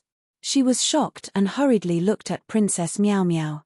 Princess Miao Miao was also shocked and turned to look at Princess Qingqing. Their gazes met and they turned back at the same time as if they were electrocuted. It was absolutely strange. After a few breaths of silence, the two of them spoke at the same time. Sister, who is that person? Miao Miao, is there any important news recently? Princess Miao Miao didn't say anything. She lowered her head slightly and smiled faintly. Princess Qingqing's cheeks were burning and her eyes were a little messy. Sister. Princess Miao Miao stopped smiling and said softly, I never ask about the Immortal Palace or the hidden Immortal Continent. How would I know any important news? Ian, forget it if you don't know. Princess Qingqing said perfunctorily. She looked at the Lingyun Side Palace and changed the topic.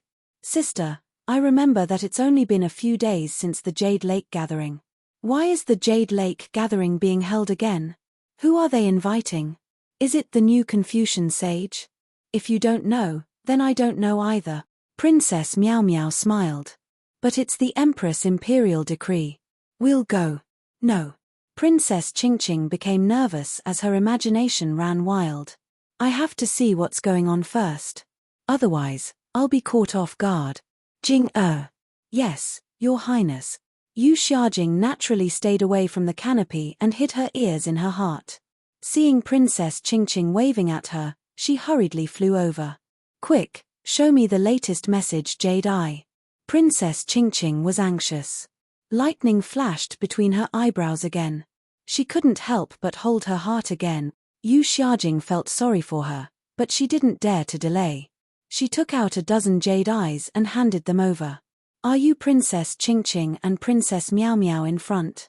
The female general had already flown over and asked. Yes, it is our princess. Yu Xiaojing and a female official from the Bright Jade Palace responded and flew over. The Empress has decreed that the two princesses are to go to the Jade Lake immediately. The female general transmitted her voice. Yu Xiaojing smiled. Generals, please lead the way. This way please. The female general didn't dare to delay. She led the cloud bridge to the side door. Seeing that they were about to reach the side door, Princess Qingqing exclaimed from inside the canopy, "How is this possible? The four noble houses actually. That damned servant, Jiyu Xianyun." Yu Xiaojing hurriedly flew back and whispered in panic, "Your Highness, please don't be angry. Xianyun has already died in front of the sunset cliff. It's all this servant's fault for not reporting such an important matter." Phew. Princess Qingqing was naturally anxious as well. She cursed Jiyu Xianyun in anger when she didn't know about such an important matter. Seeing Yu Xiaojing so flustered, she couldn't help but feel annoyed. She sighed and said, "Fine. It's not your fault. I didn't return to the Jasper Flower Palace and received the Empress' decree as soon as I returned." At this moment, a rumbling sound came from the night sky not far away. Hundreds of pillars of Aaron Chi descended from the starry sky. Within the pillars of Aaron Chi, clouds poured down like a waterfall. When the Aaron Chi fell into the clouds, it immediately emitted a brilliant light. What was special was that within the clouds, a flying phoenix palanquin flew over. Under the cover of the clouds, it looked like a phoenix that ruled over the world. An overwhelming majestic aura instantly covered the surrounding space. On the left side of the flying phoenix palanquin, the silhouettes of the dozens of women in palace robes became somewhat blurry. Hey! Is that the Empress flying phoenix palanquin? Princess Qingqing and Princess Miao Miao were surprised. Is the Empress not in the Jade Lake? The Empress is in the Jade Lake. The female general at the front replied, "The Empress' decree flew in from outer space and the Empress sent the flying phoenix palanquin to receive it. I'm afraid it's an honored guest invited by the Empress." Oh! Princess Qingqing was surprised. She rolled her eyes and smiled. How many people in the world are worthy of the Empress sending the flying phoenix palanquin? Could it be the concubines of the four great clans? However, the four great clans just defended the Immortal Palace. Their concubines are close to the Empress, but they won't come to the Jade Lake. If it's not the four great clans, then it's the concubines of Gongshu, Duanmu, Kong, and Meng. Princess Miao Miao was also confused. But they don't seem to be qualified to sit in the flying phoenix palanquin. That's strange. Princess Qingqing shook her head and said, "I can't think of anyone who can sit in the flying phoenix palanquin. Maybe it's the Dragon Queen of the Dragon Palace of the Four Seas?" Princess Miao Miao asked again. The Dragon Empress of the Dragon Palace of the Four Seas has never come to the Immortal Palace. Princess Qingqing shook her head and said, "Moreover, the dragon race is different from us humans. Their Dragon Empress is just a title. It's far from the status of the concubines of the 100 schools of thought. Forget it, sister.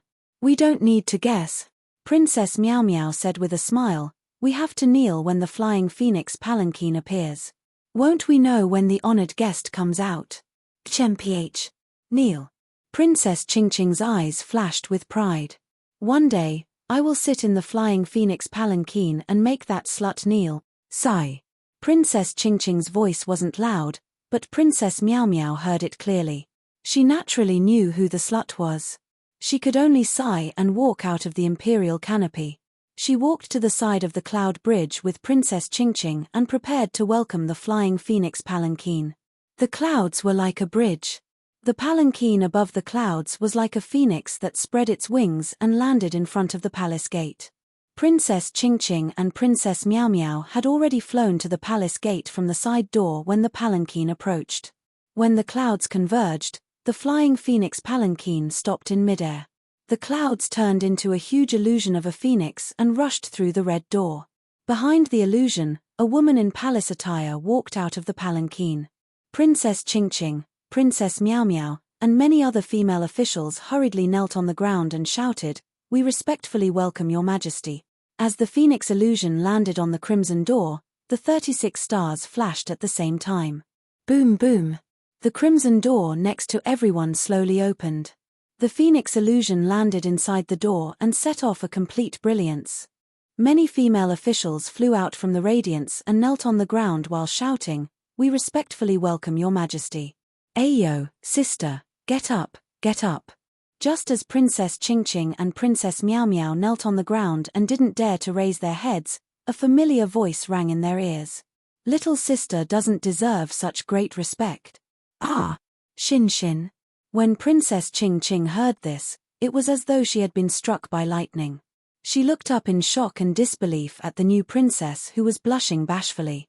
She even looked at Bayan who was beside the new princess and exclaimed, "You! When did you escape?" Then, before Xin could speak, Princess Ching jumped up from the ground and scolded, "Xin, what right do you have to sit in this flying phoenix palanquin? You've overstepped the etiquette and called yourself your majesty. Do you know that you've violated the immortal law? I'm going to see His Majesty today to present a Ching." Just as Princess Ching was feeling embarrassed and angry, a kind voice came from inside the hall. "Your younger sister has just escaped and returned to the Lingyun side hall. Why are you picking on her again? Don't you think you're being picky?" "Greetings, Celestial Empress." Princess Ching immediately bowed respectfully in front of the Lingyun side palace, greeting the Celestial Empress with the etiquette of a ruler and her subject. "Get up." East Sea Empress looked at her competitive daughter and sighed. She flicked her sleeves and said, "This isn't Lingyun side palace or Fragrant side palace. It's enough for you to call me mother. The etiquette of Confucian cultivators precedes the kinship of the immortal palace. Your son doesn't dare to overstep the bounds." Princess Ching naturally wouldn't let Princess Xin off. She said, "It's precisely because your majesty dotes on Xin that she oversteps the bounds again and again. I hope your majesty will think twice in the future." "Chimph, how am I overstepping the bounds?" East Sea Empress looked at Princess Ching with amusement and anger. She had called Princess Ching and Princess Miao Miao over today because Princess Miao Miao had a good relationship with Princess Ching and Princess Xin. She wanted to use the Jasper Lake meeting to ease the tension between the two princesses. But who would have thought that Princess Ching and Princess Miao Miao would arrive at the same time as the new princess's flying phoenix sedan? Princess Ching would kneel to the new princess in the flying phoenix sedan. Princess Ching was naturally furious. She seemed to have overreached herself. Although the 9th princess is His Majesty's descendant and has a noble status, Princess Ching seemed to have thought of something and her expression changed. She quickly shut her mouth. But a moment later, she gritted her teeth and said, "She hasn't made any outstanding achievements. With her unmarried status, how can she sit in this flying phoenix sedan chair?" Ching. East Sea Empress' expression didn't change. She asked thoughtfully, "These days, you weren't in the Jasper Flower Palace, right?" "Yes, Your Majesty." Princess Ching replied, "Your son was injured by the Fortune Gate's lightning reverend on the Sunset Cliff. I've been recuperating in the High Purity Palace. If that's the case, Your Majesty will pardon you." East Sea Empress nodded and turned to a female official. Xiao read His Majesty's decree to Princess Ching. "Yes, Your Majesty." The female official didn't dare to delay. She hurriedly got up and returned to the palace. A moment later, she flew out again with a decree in her hand. After the decree was unfurled, everyone except East Sea Empress knelt down and listened to the female official read it word by word. "By the will of the heavens, the ancestors of the Confucian cultivators rejoice. Today, with the help of the 9th princess, I obtained the 5 energies unification technique from the master of the literary stream palace and found the true essence of my Confucian cultivation. My hidden immortal will return to the orthodox Confucian cultivation and will definitely shine for generations to come. This is one of the 9th princess's great achievements. After the sutra seeking of extreme bliss, I encountered danger in the longevity town. The 9th princess used the mystic origin water control flag to break the Carnate 4 directions formation and saved me from danger. This is another of the 9th princess's great achievements.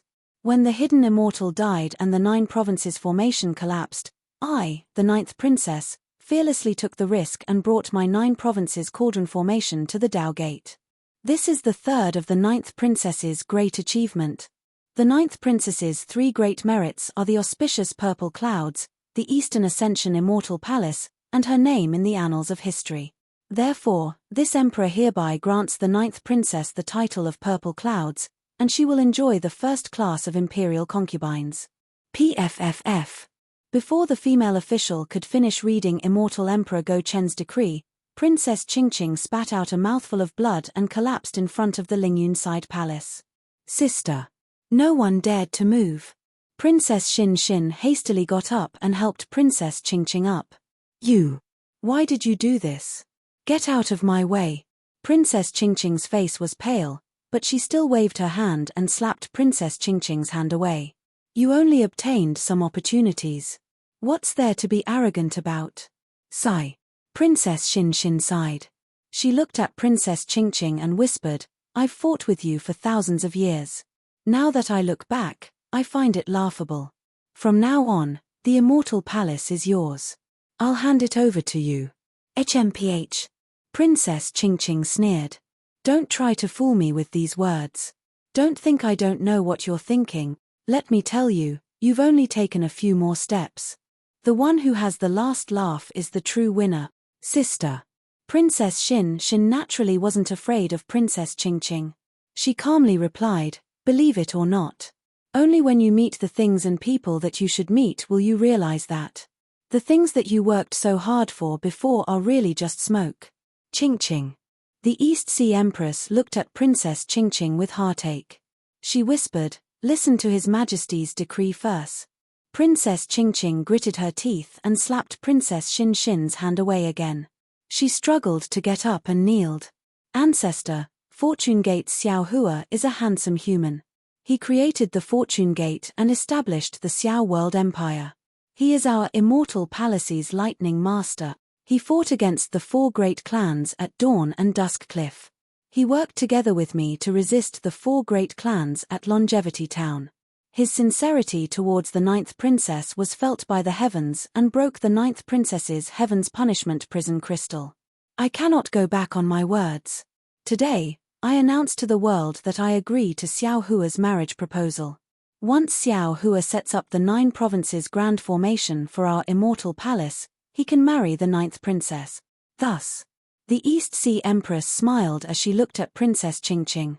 She knew that Princess Qingqing had always viewed the new princess as a strong rival. Now that the new princess had been given a title, she would be leaving the Immortal Palace. Now that she was going to marry Xiao Hua, the hatred between Princess Qingqing and the new princess would naturally disappear. Perhaps they would be able to bury the hatchet. Unfortunately, the East Sea Empress was still wrong. Princess Qingqing forced herself to listen, but when she heard the word wedding, her expression changed drastically. PFFF. Another mouthful of blood mixed with lightning gushed out of her mouth. Princess Qingqing had completely fainted in front of the Lingyun side palace. Princess Xin Xin looked at Princess Qingqing with pity. However, she didn't go forward. She naturally treated Princess Qingqing as her elder sister and was willing to use her family to awaken her coldness. However, Princess Qingqing had already rejected her good intentions. How could Princess Xin Xin help her? Send the 5th princess to Ijia's palace to rest. Call the medicine master to diagnose her. The East Sea Empress looked at the arrogant Princess Qingqing with heartache. She hurriedly ordered the female officials beside her. The female officials were a bit flustered. However, they quickly regained their composure. Some of them carried Princess Qingqing. They didn't dare to be rude and still entered through the side door. Some of them hurriedly went to pass the message. Of course, even more female officials surrounded the East Sea Empress and stood guard in front of the palace door. The East Sea Empress saw that the situation had stabilized. She sighed in her heart and forced a smile on her face. She said to Princess Xin Xin, Xin Xin, after you receive the edict today, Ijia can no longer call you Xin Xin outside. As she spoke, the usually strong East Sea Empress suddenly felt sour in her heart. She actually had tears in her eyes. When Princess Xin Xin saw the East Sea Empress smile, she saw the hypocrisy hidden behind it. Like Princess Qingqing, she also saw the Immortal Emperor's edict clearly. It wasn't to reward Xin Xin, but to rope in Xiao Hua. Princess Xin even had some doubts in her heart. If she didn't have the same heart as Xiao Hua, even if Xiao Hua proposed to marry any of the immortal emperor's princesses, the names in the edict would be changed at will. However, seeing the tears in her mother's eyes, Xin's heart immediately softened. She was already so burdened facing Princess Qingqing in the immortal palace. What immortal Emperor Gaochen and the East Sea Empress had to face were the 4 great clans, the 100 schools of thought, and even the demon race and the Buddhist sect. They would definitely rack their brains and judge others by their own standards. Xin couldn't blame Her Majesty too much for scheming against Xiao Hua. Especially since these tears were tears of farewell. They were tears of reluctance. These tears made Xin think of many things. Xin couldn't help but cry as well. She fell into the East Sea Empress' arms. Cough cough. Princess Xin only lost her composure for a moment. The East Sea Empress came back to her senses. She gently coughed a few times and helped Xin up. She smiled and said, "Princess Xixia, quickly receive the edict. Once we're done with the state affairs and enter the Lingyun side palace, Ijia will talk to you about family matters." Yes. As Xin stood up, she returned to normal and nodded with a smile. Also, the East Sea Empress looked at Bayan kneeling beside Xixia and said, "Ijia knows that you have worked hard and contributed greatly. I have also asked His Majesty for a decree for you. I hope you will be satisfied." Bayan was shocked. She hurriedly kowtowed and said, "This servant doesn't dare to be greedy. This is all new." Princess Xixia's good fortune. The East Sea Empress didn't say much. Another female official beside her took out an immortal emperor's decree and recited it. This decree naturally didn't reward Princess Xixia. It simply pointed out that Bayan had worked hard and contributed greatly. She was conferred the title of 4th-rank concubine and married to Fu Jiwen. In addition, the Fu clan of the peaceful mountain country was also conferred the title of 5th-rank aristocratic family. Of course, the Fu clan's status as a 5th-rank aristocratic family couldn't match Bayan's 4th-rank concubine etiquette. This also showed that the immortal emperor was fair in his rewards and punishments. "This servant thanks the Empress and your Majesty for your grace." Bayan was so excited that her face turned red. She kowtowed and thanked the Empress with all her might. This was the etiquette of a 4th-rank concubine. How many women in the world could receive such an honor? Moreover, Bayan had always been traumatized by her affair with Fu Jiwen. Now that the immortal emperor had conferred her marriage to the world, the gloom in her heart had long dissipated.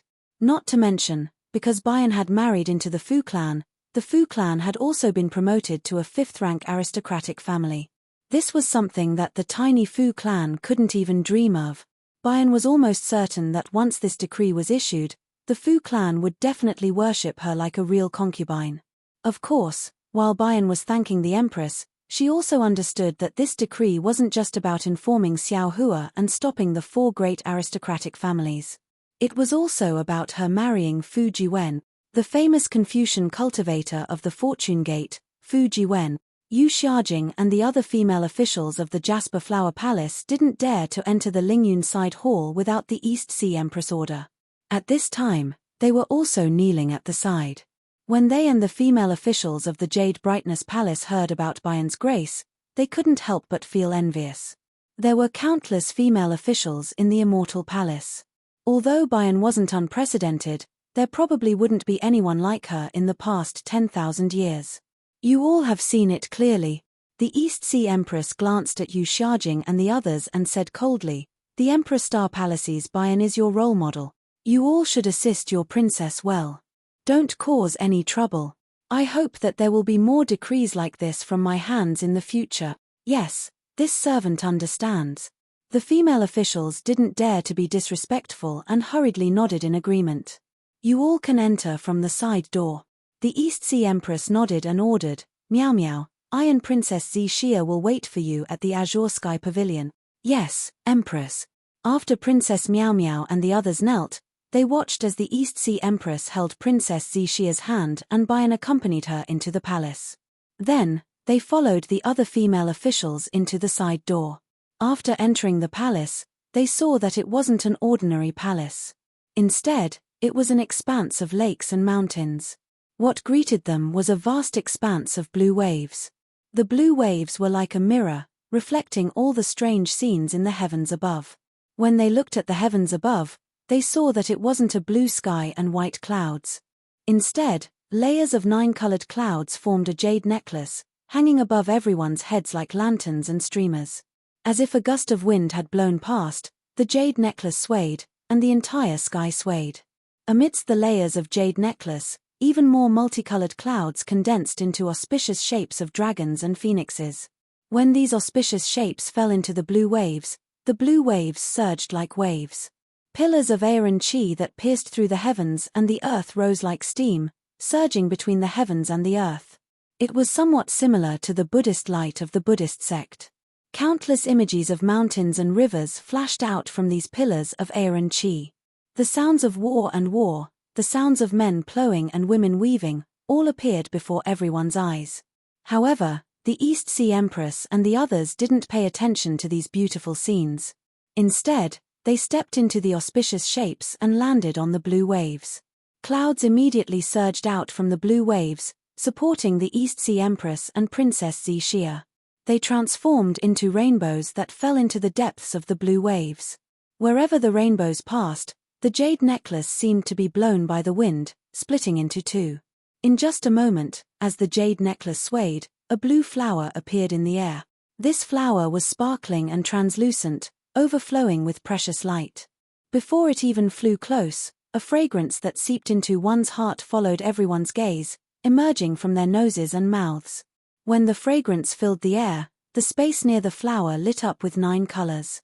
These 9 colors pushed the jade necklace apart, and countless lines and contours appeared between the gaps.